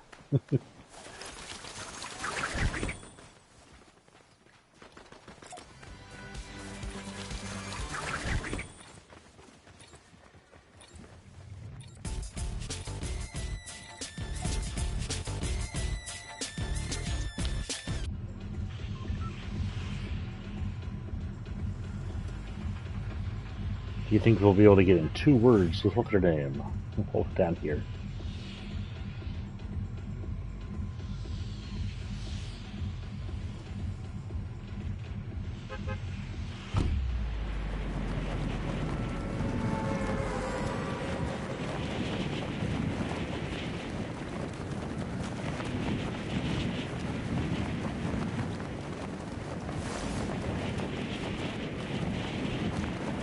This is River Lady's Fall? It's kind of funky looking. I don't remember that middle thing.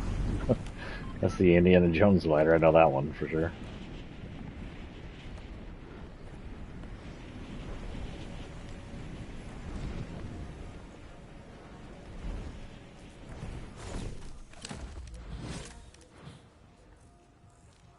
Why is it here on this island?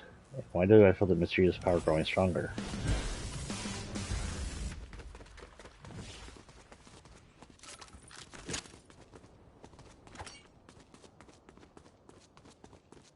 You can say it caches around the rescue station, huh?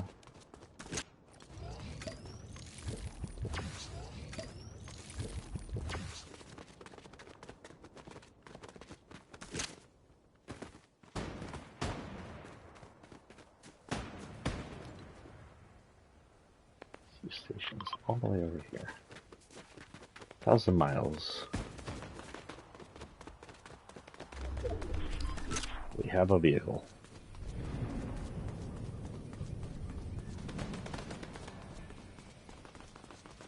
It sounds like someone shot the lady.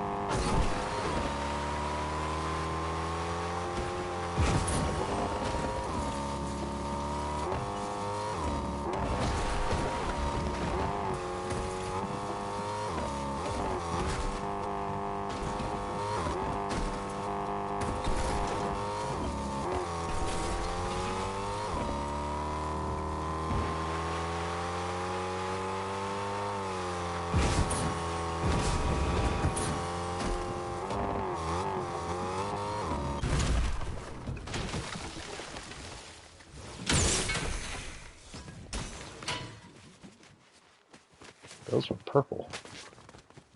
Like kinetic ore.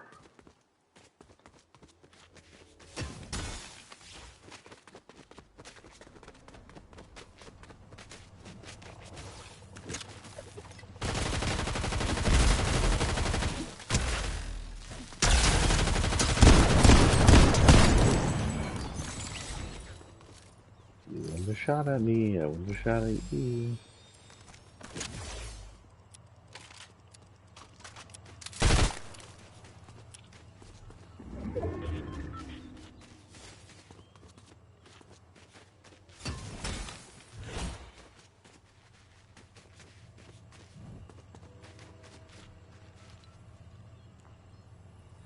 All the way the frick over here? Holy cow. Are there any cars over here? Just use what I have, I guess. And walk the rest of the way.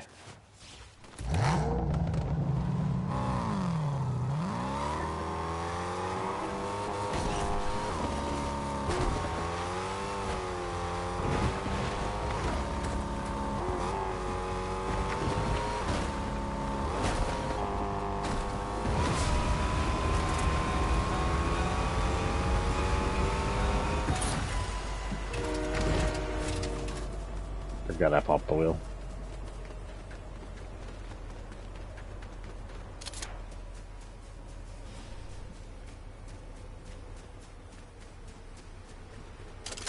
Let's see. So if there is a Final Fantasy crossover coming up, what would I like to see? Well, I would like to see a multi-Final Fantasy crossover coming up, not just 7. I'd like to see 2 to 3 main characters coming up. From Final Fantasy VII, it'd almost certainly have to be Cloud and Sephiroth. If you do Final Fantasy VII, and Sephiroth isn't in here, you'll have millennials just shitting their pants. It's just a guarantee. They will not be happy if Sephi's not in this game. You remember that the most happiest you see millennials at a reveal in a gaming commercial was probably Sephiroth being revealed in Smash Brothers, because that was a total surprise. So Sephi would be a good choice for the game. Cloud's the main character of 7, and considering their game is the new game coming out, necessary. I don't know if Barrett could work. He's a thick skin, but the point is his gun is his weapon. He has a gun arm, and I'm not sure how it would work carrying an actual gun around. Probably do Vincent. He's pretty cool looking. He has claws and stuff.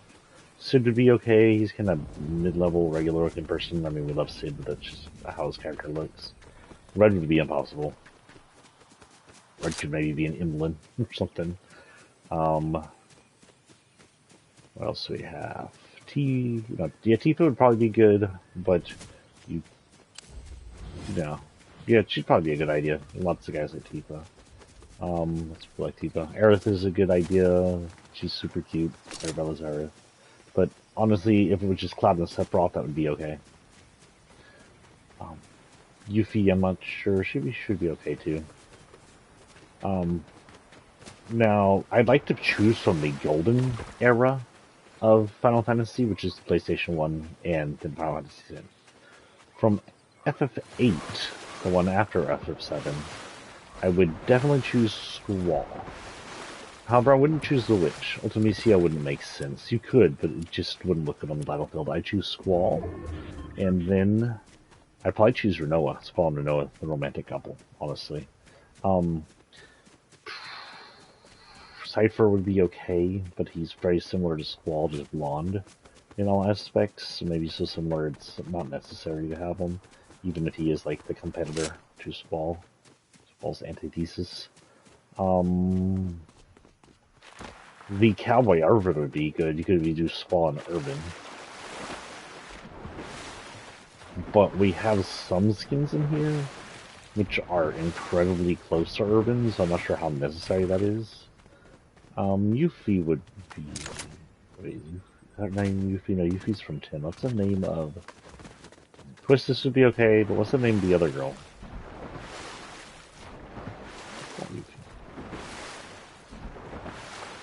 Oh my god, is her... No, that's freaking... What the fuck is her name? Holy cow, I forgot the other girl's name. The one that Paul bumps into in the academy. That's bad, that's my favorite Final Fantasy. Oh,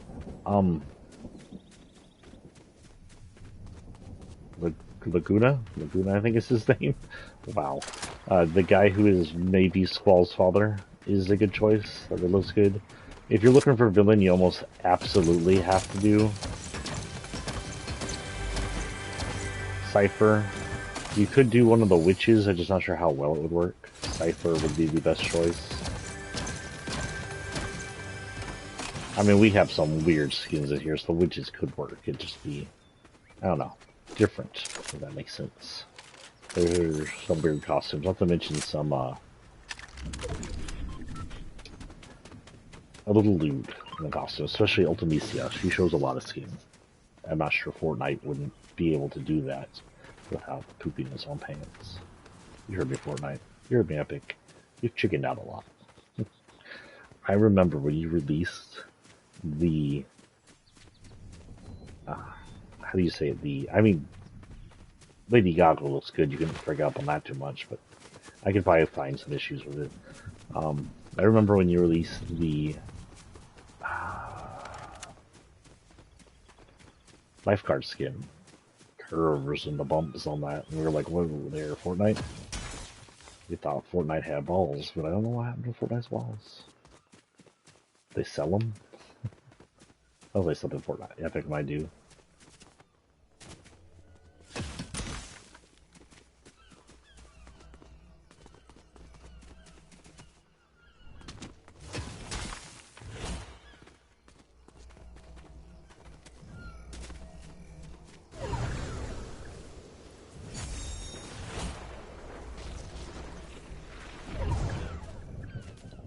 That's it.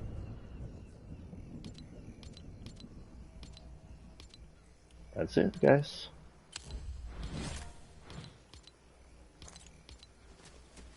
Okay.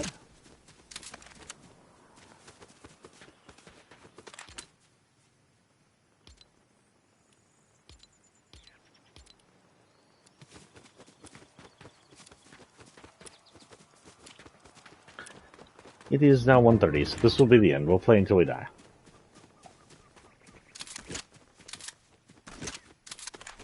There's something going on to my right over here. Sounds like a bunch of bots fighting.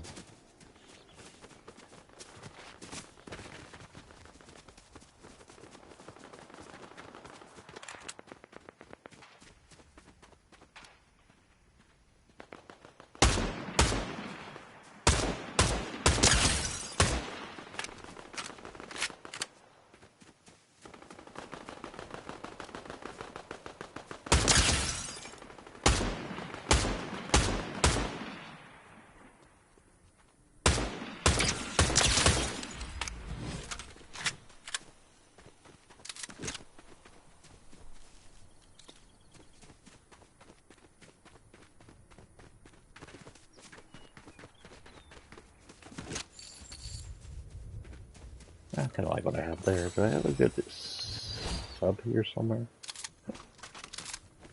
Yeah, I don't die. Good on to go on that.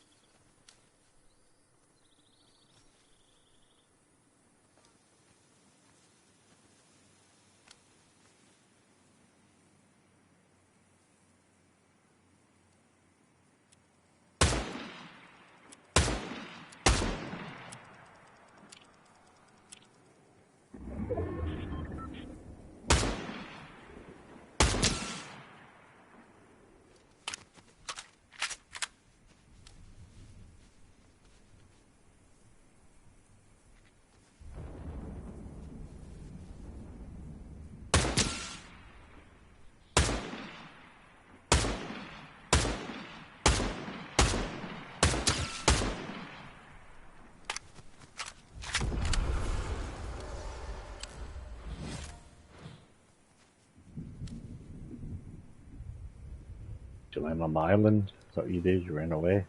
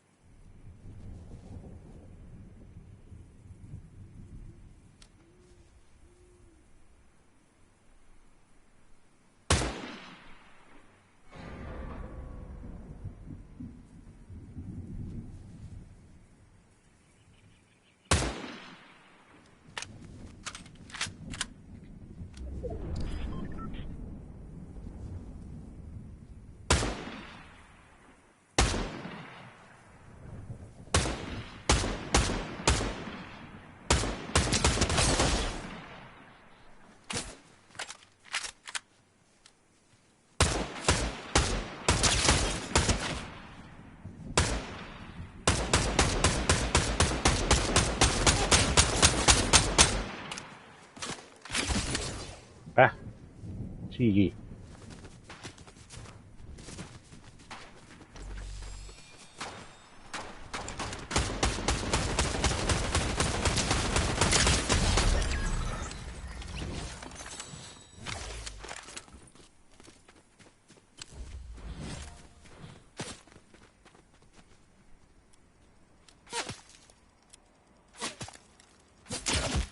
Ah, fuck.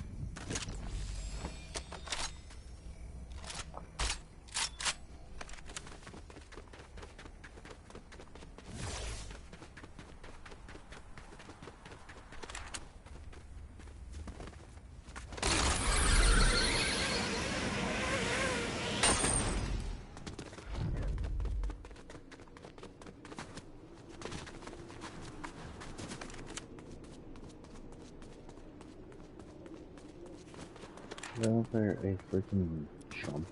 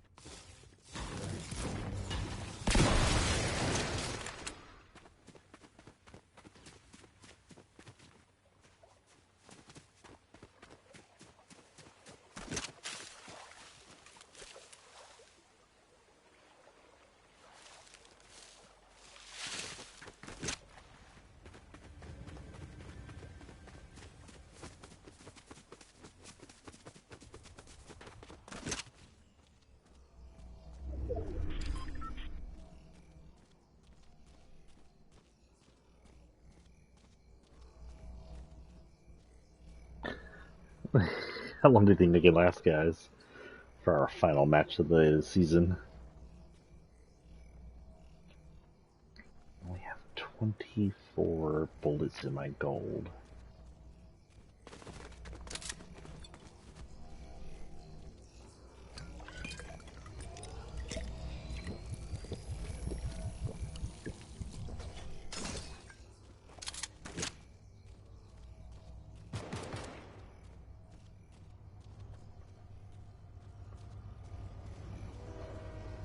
Oh, that's the train.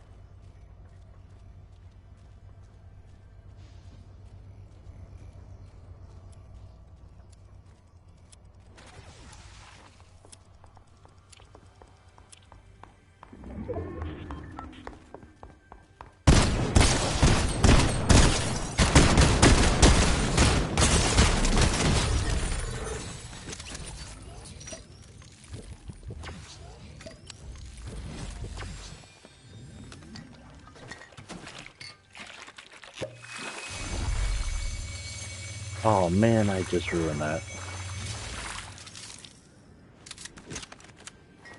Well, fuck.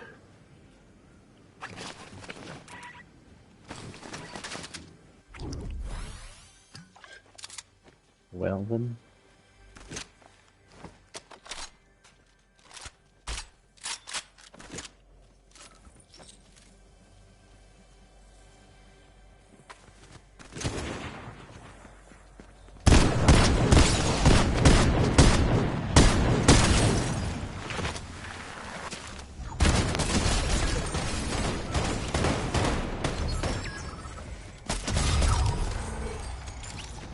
Holy shit.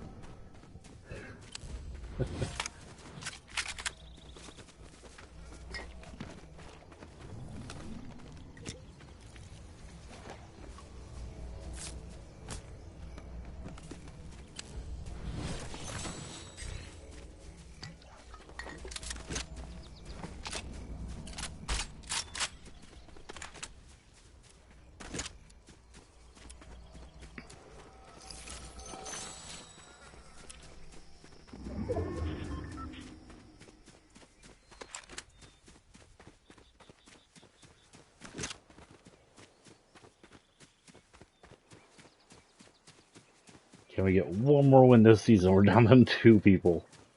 Me and some other dude. I don't know where some other dude is currently.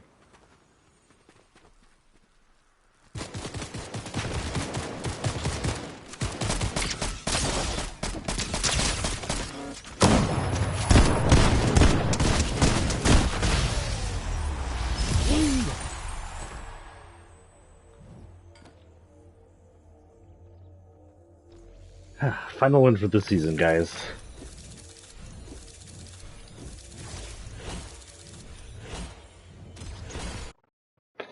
Okay, let's return and talk about what we've learned so far. There's a mosaic we're collecting. It appears to be related to Cerberus, as you can see right here. Next season apparently is something to do with Greek mythology. There's a crack forming in the ground which is supposed to release a Titan hand, I think. I don't know if it'll be at the end of this season in the next few days. Once the season ends on the 3rd or something, I don't remember. But yeah, the season should be at the end of the next 2 days. The new season will come in. It should be Grecian themed from what I've seen in these spoilers.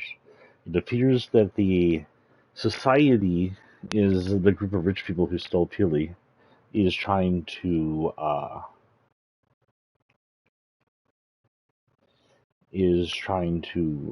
at least their leader is trying to get to Pandora's box and thus resurrect or call the Titans up.